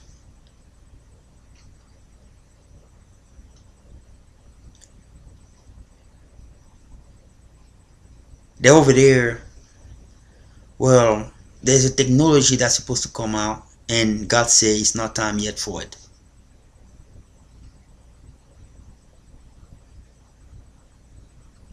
And people thinking,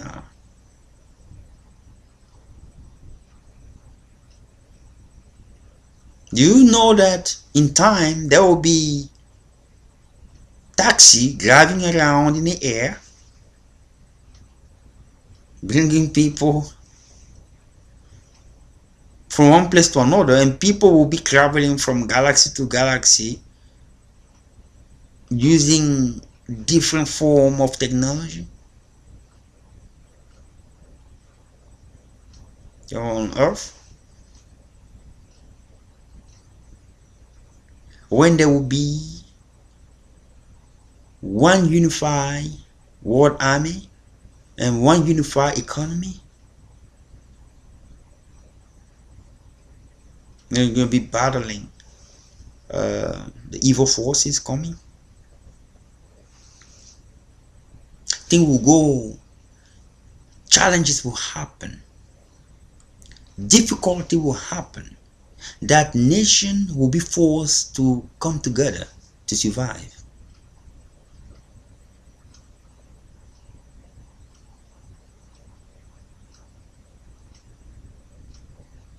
Nation will come together to survive for the purpose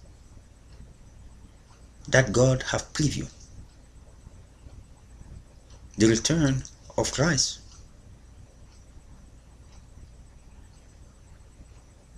So people have to worry about now. You die now, you have your judgment now. Your judgment is not when he will return.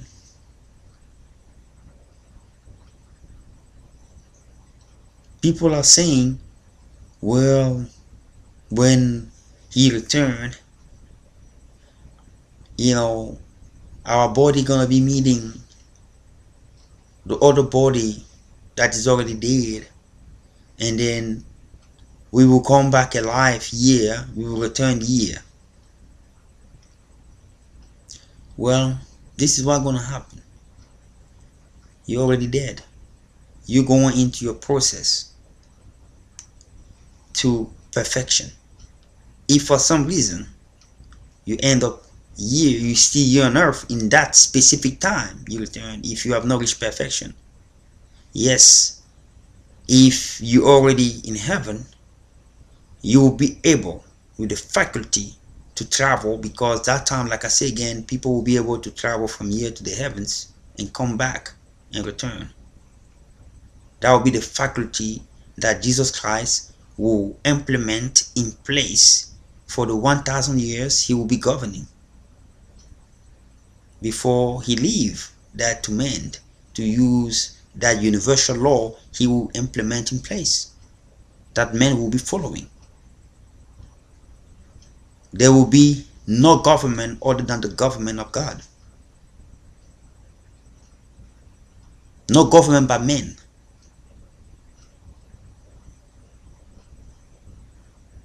Everything will be according to the heavens. That will be the government.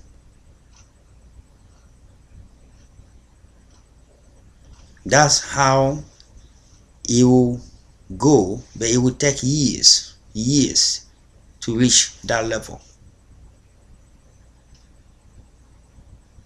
When Jesus Christ said to people, I will return soon, well, what he's saying to people is that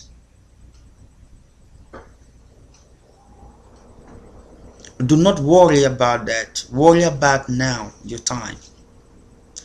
Time go fast. The time that the heaven have is different from our time, because they are above time. One day in the heavens can be 10 year.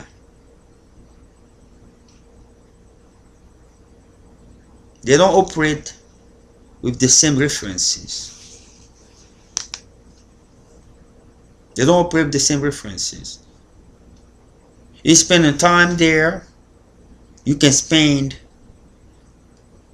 1 minute there, and when you return here on earth, it's 3 hours.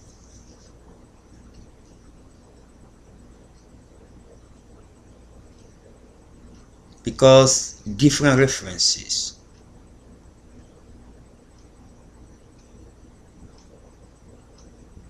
Is very much like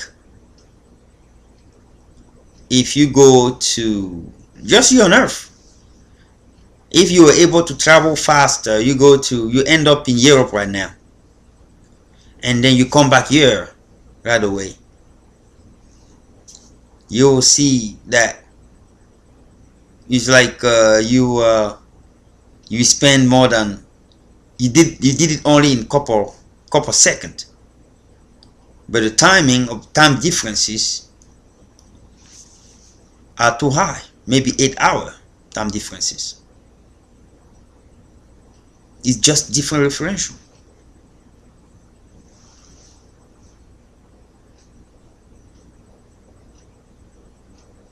It's different referential.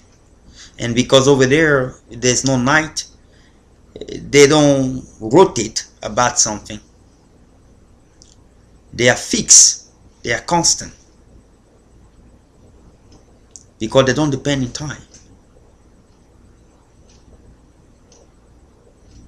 Something that is fixed and constant don't depend on nothing, don't depend on time. They depend on different kind of referential.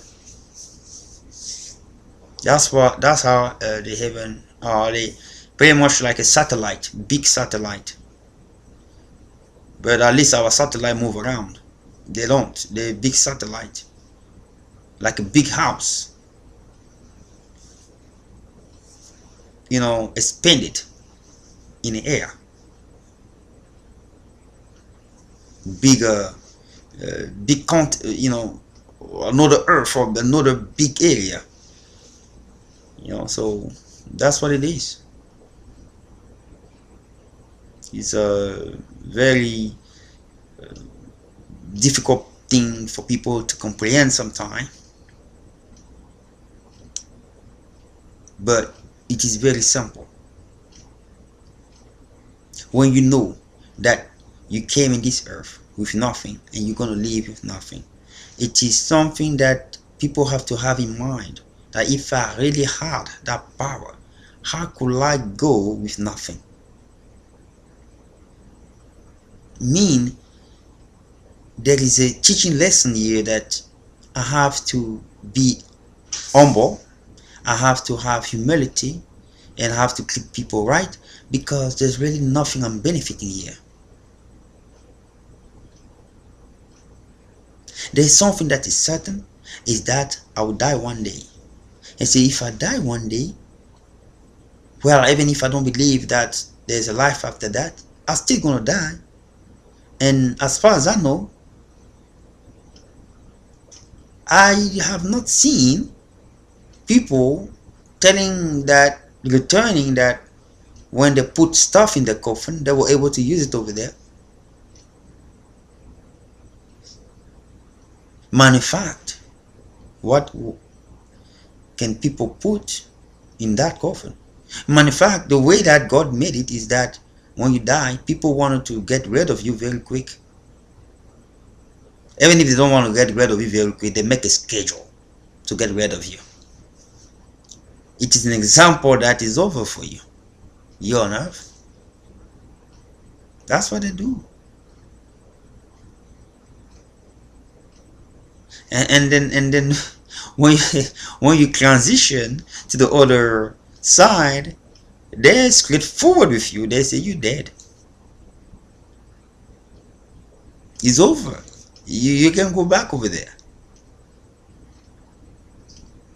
Certain people, they say to them, you're not even dead yet.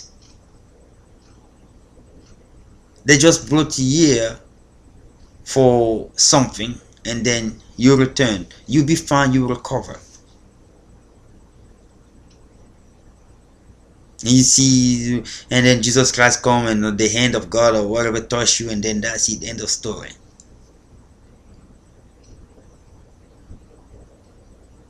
He touch you like that, all of those things go away. He just take it away. He's the one who created this thing.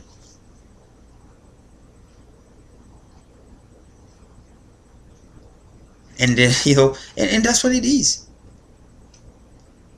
And you occur. So people must know that you are just a manager of what he gave you to manage. Manage it well and be humble and pass it on and move on.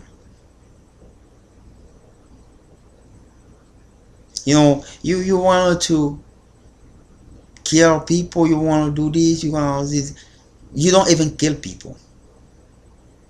And I want people to know that there are people that have been shot down here. They have been shot by gun 10 times, 2 times, 20 times in their life. There are people that they've been shot only once, they're dead. There are people that they shot in the air, they're dead. There are people that they never really shot, they're dead. So what do we get here as a lesson is that nobody take a life of another person if God don't say so. Yeah, people will have dramatic incidents that people say they're gonna die, but never die. Yeah, people that is small thing like that, they're gone. Just an example, when Moses was in Egypt, they say put blood in the door and the angel of death will be coming. The angel of death is an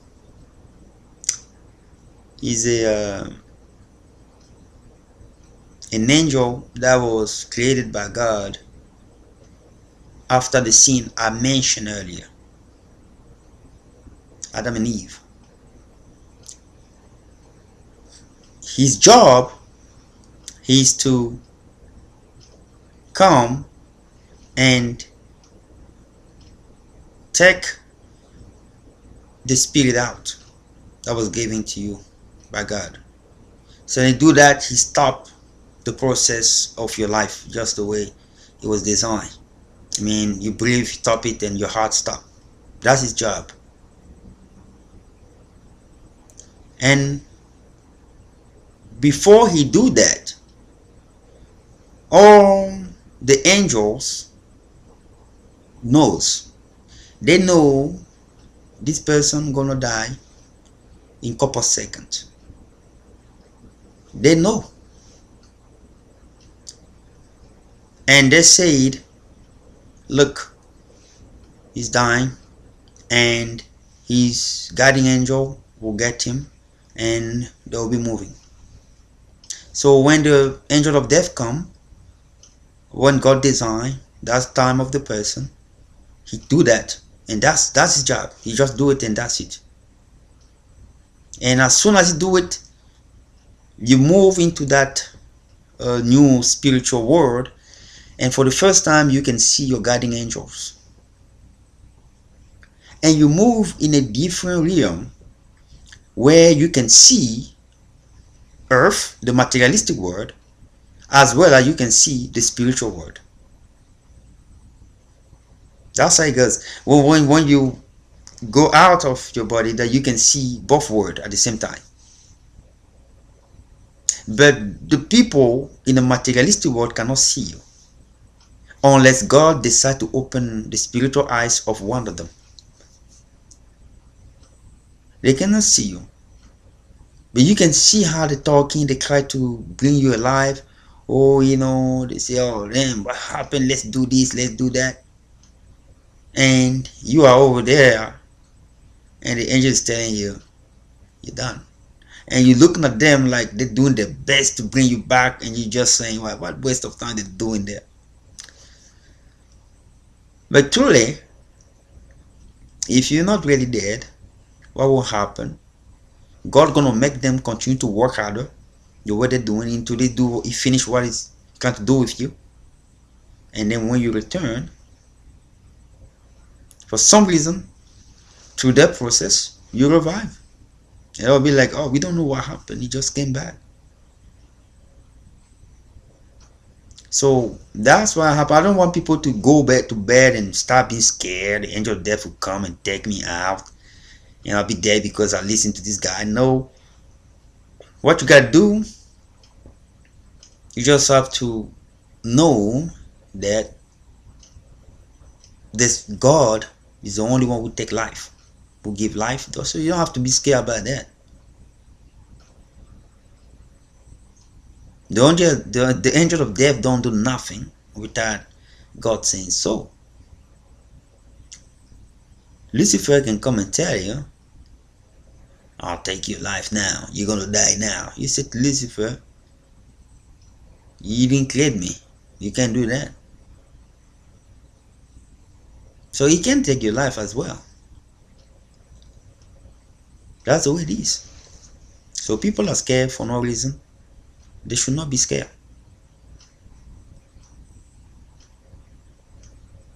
They panic for no reason. They should not panic. They should be still believe and have faith into the Creator, that He's the one who give and take away.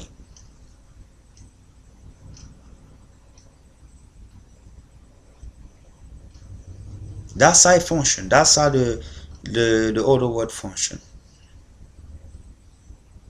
That word exists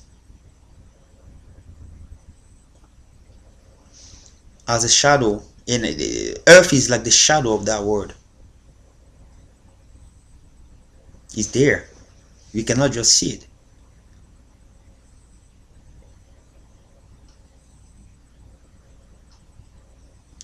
Some people see it. Sometimes manifest, I can see the movements. And I look people sometimes. You can see how they're acting, they're reacting, they're doing stuff, they do that, all this stuff. And I want people to know, follow God's path. Money that you have is not belong to you, it's belong to God who gave it to you to manage. Even at the country level, even the nation level, they decide in heaven the level of the economy of every single nation. Trust me, they do. They decide how meter everybody gonna have their life set up. You're gonna have money, or you don't gonna have money, or you're gonna have money just a little bit. The best thing that people should do is to follow for knowledge, because the wisdom that can make you closer to God. God is not too much interested to the success of your game. He's interested into your gleam. Where you gleaming? He wants you to keep up with it, because bringing your gleam alive is not a problem to him. He can do it in 1 second.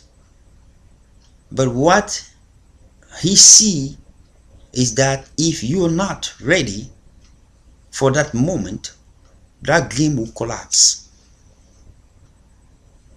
because you are not ready forward. So he's interested in polishing you while you are gleaming.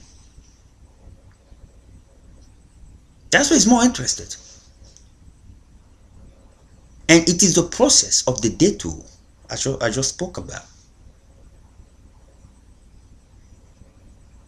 And people get the confusion between the detour and abandonment. God have abandoned somebody. No, he doesn't. God abandoned you if you decide so. But if you stay there, stay tenacious, strong, still, you will see his glory at the end.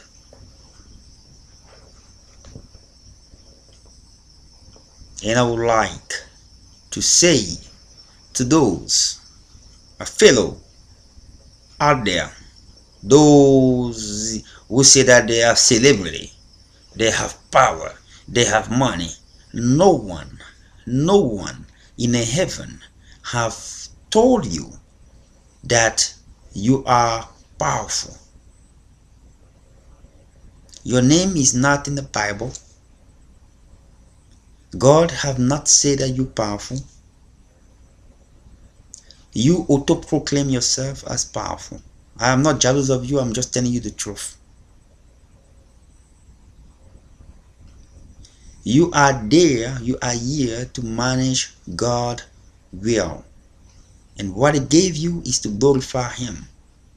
You dance, you chant, whatever you do is for His glory. Don't for 1 second think that you go out there, you're amusing people because the beauty that was given to you by whom? By Him.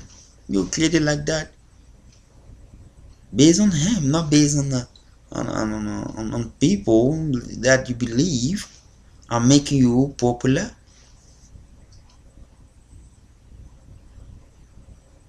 So the real power is God.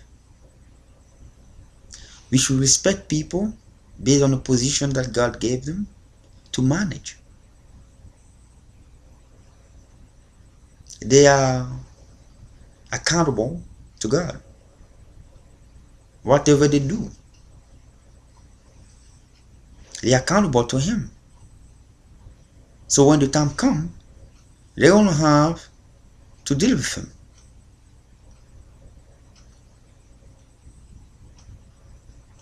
But they should know that if they auto-proclaim themselves as powerful, they are calling themselves Ra. You see what Ra mean? When the Pharaoh used to say Ra, and then the Pharaoh say Ra, God on earth, Pharaoh Ra. Ra is Pharaoh. Ra, God. God on earth is Ra. Ra is Pharaoh. That's what they used to say. And when you look, when you say Jehovah Ra, I mean God is the shepherd. So they say the Pharaoh is the shepherd of the land that will lead his people into glory. So they imitate God in that sense. So if people start acting like that, like the God on earth,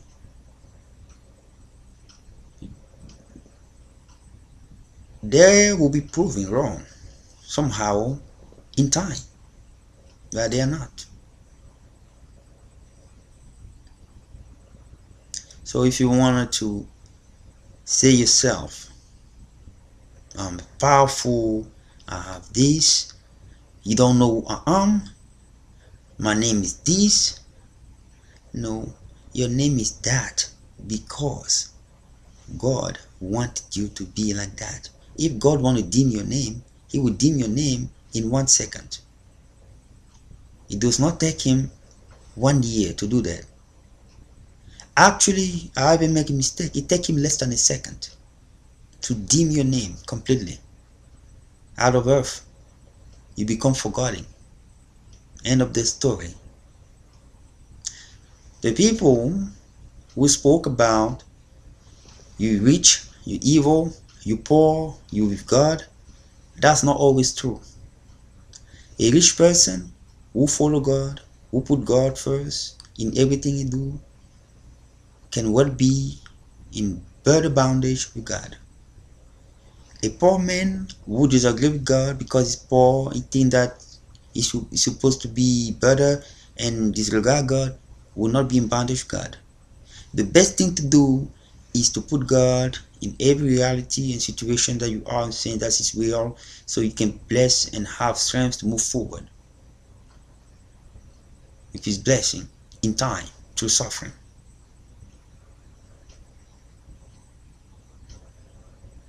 He's not the one who come and force you to accept what you don't want to do.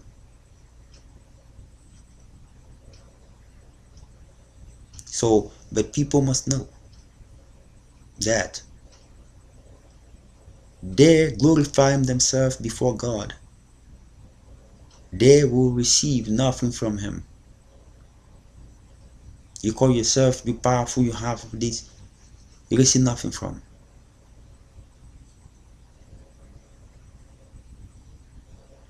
Money is not evil. Car are not evil. We are the one who manifest evil or good. No money, no car, no big houses. People make it confused. Because I heard certain people say sometimes, now you have money now you acting crazy. No, please. Leave money alone. Money don't talk and start talking about, I got money now. Everyone will get me. Will be like something that you have never seen before.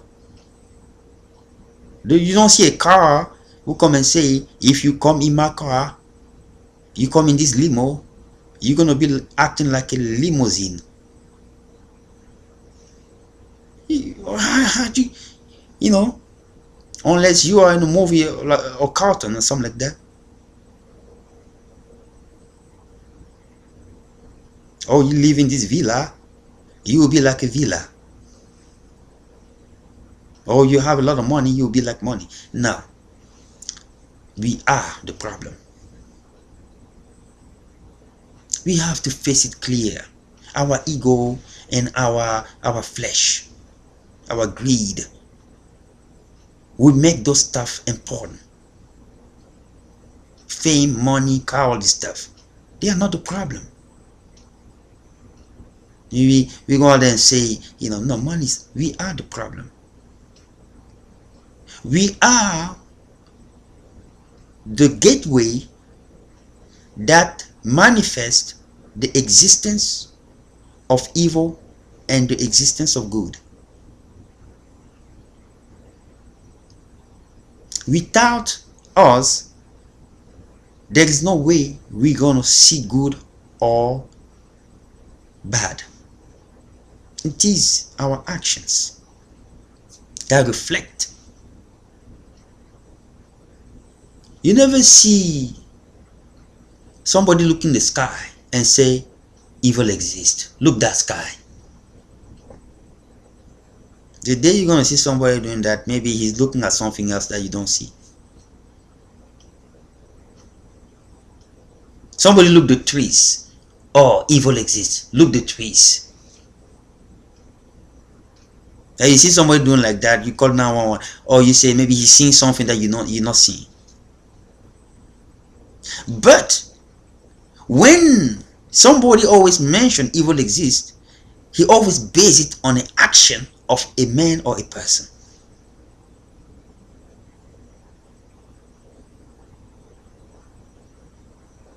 All the time. That is a deterministic about us.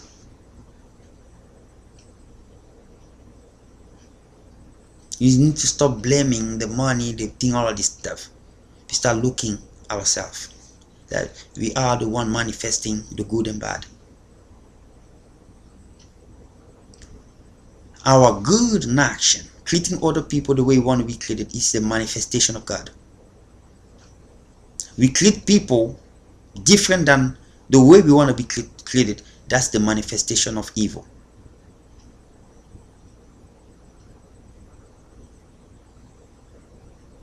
That's the way it is, and this is the truth.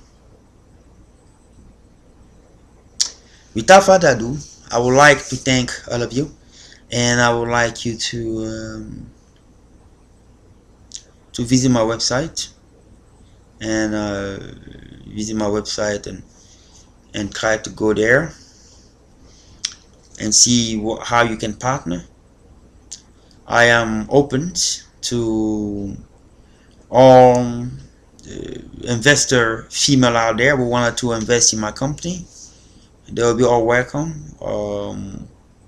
I'll pray I'm not targeting mostly people from the LA location or whatever it is. I'm not too much a fan of big crowd or big stuff like that. I like my tranquility and my discretions and my privacy and confidentiality. As I work with God, I'm not a priest, I'm not a pastor, I'm not an imam, or a rabbi. I'm just an intellect that visualize God as the main focus and the source of everything, and that's what I do. So I just want people to know that.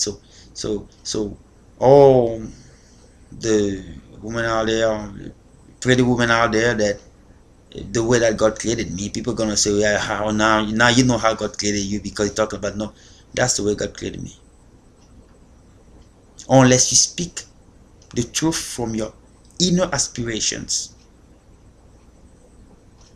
there's no other way to speak the truth. You wanted to please people by saying something that is not you. That's not the truth.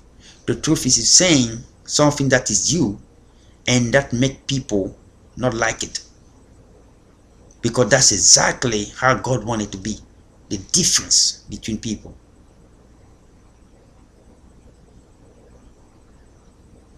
If people mostly adhere to what you're saying, it's too much similarity. It does not progress. But when people start thinking, that's where progress come out. That's where change, transformation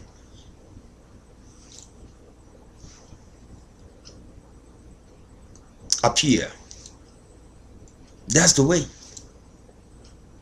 So I speak the truth. I said, the people are there that wanted to invest, they come and invest. It is a pharmaceutical, a medical, and innovative technology research. The concept that I have in place that I believe will change, transform things from the medical point of view to the technological point of view and even pharmaceutical point of view. It will bring more bigger transformations. And people just have to believe in it and give a chance into it and see how it goes. And matter of fact, you will benefit from the Holy Spirit as well. You wanted to you wanted to experience the true Holy Spirit. That is another good moment in addition to it. And because with me, I make my prayer and you want to have the Holy Spirit, you don't pay any money for the Holy Spirit. I don't take any money for it. It's a blessing that I can do for people, for being around, and the blessing to them.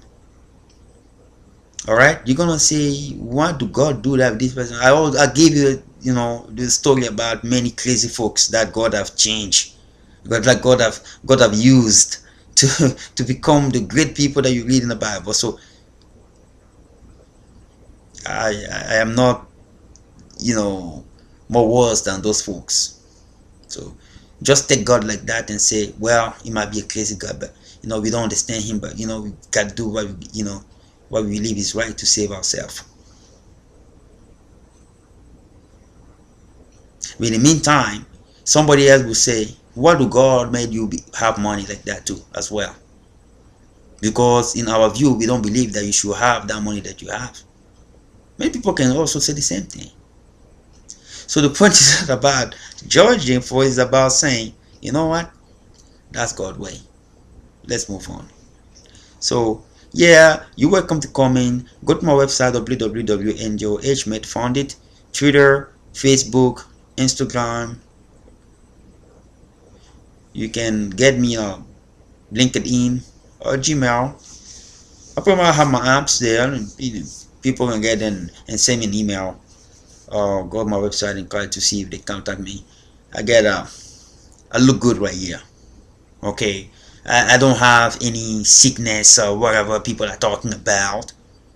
You know, you got this, you got that. Yes, I get some toxins from food that I eat, but it's timely, it's just temporary stuff, and then it go away, and then I get better. That's what it is. It's not really something that, people gonna be like, no, this guy is something else. No, I'm good. And people must be lucky when I speak to them, because I don't speak to people too much. When I speak to you, you're lucky. When I see you in my path, you're lucky, because I know who I am. I know my potential. You can believe in who you are. But when I wake up and say I'm going to run 8 miles, I go and run my 8 miles. If I go and say I'm going to run 30 miles, I go and run my 30 miles. If I say I don't going to eat for 3 days, I don't going to eat for 3 days. If I say I'm going to walk from here to Washington DC, I'm going to do just that. So if you believe you can do something like that, maybe you can judge me. But if you cannot, maybe you have to look me with different eyes. Okay, because what I say, I do it. Alright? So you join me. I am open, like I said, to all partnership, all the beautiful women out there who have the capability of investing at least $1 million in a company for a better interest rate of return of investment of about 56% to 60% investment return in the long term, that are actually going to increase more based on how the company will make and the proposal and concept that I have in place. All right, men are also welcome, but it's mostly women wise right now that I'm talking about. So that's all. All right, so before further ado, I would like to thank you to be part of listening to these, for those who have the chance, and I will prayers for the hand of God to touch you over there and making sure it does. And I say to folks, you want to doubt me, you come with me, you get a prayer. I'm not the priest, I'm not the pastor, I'm not the rabbi, I'm not the imam, but if I pray, you feel the Holy Spirit will touch you, you will find out that I mean what I say, and I say what I mean. So thank you very much for listening, and I'll see you next time. This is Gabriel Ndaikan from the Comfit Global Consulting, the Charity Medical Foundation, and International Trade Incorporated.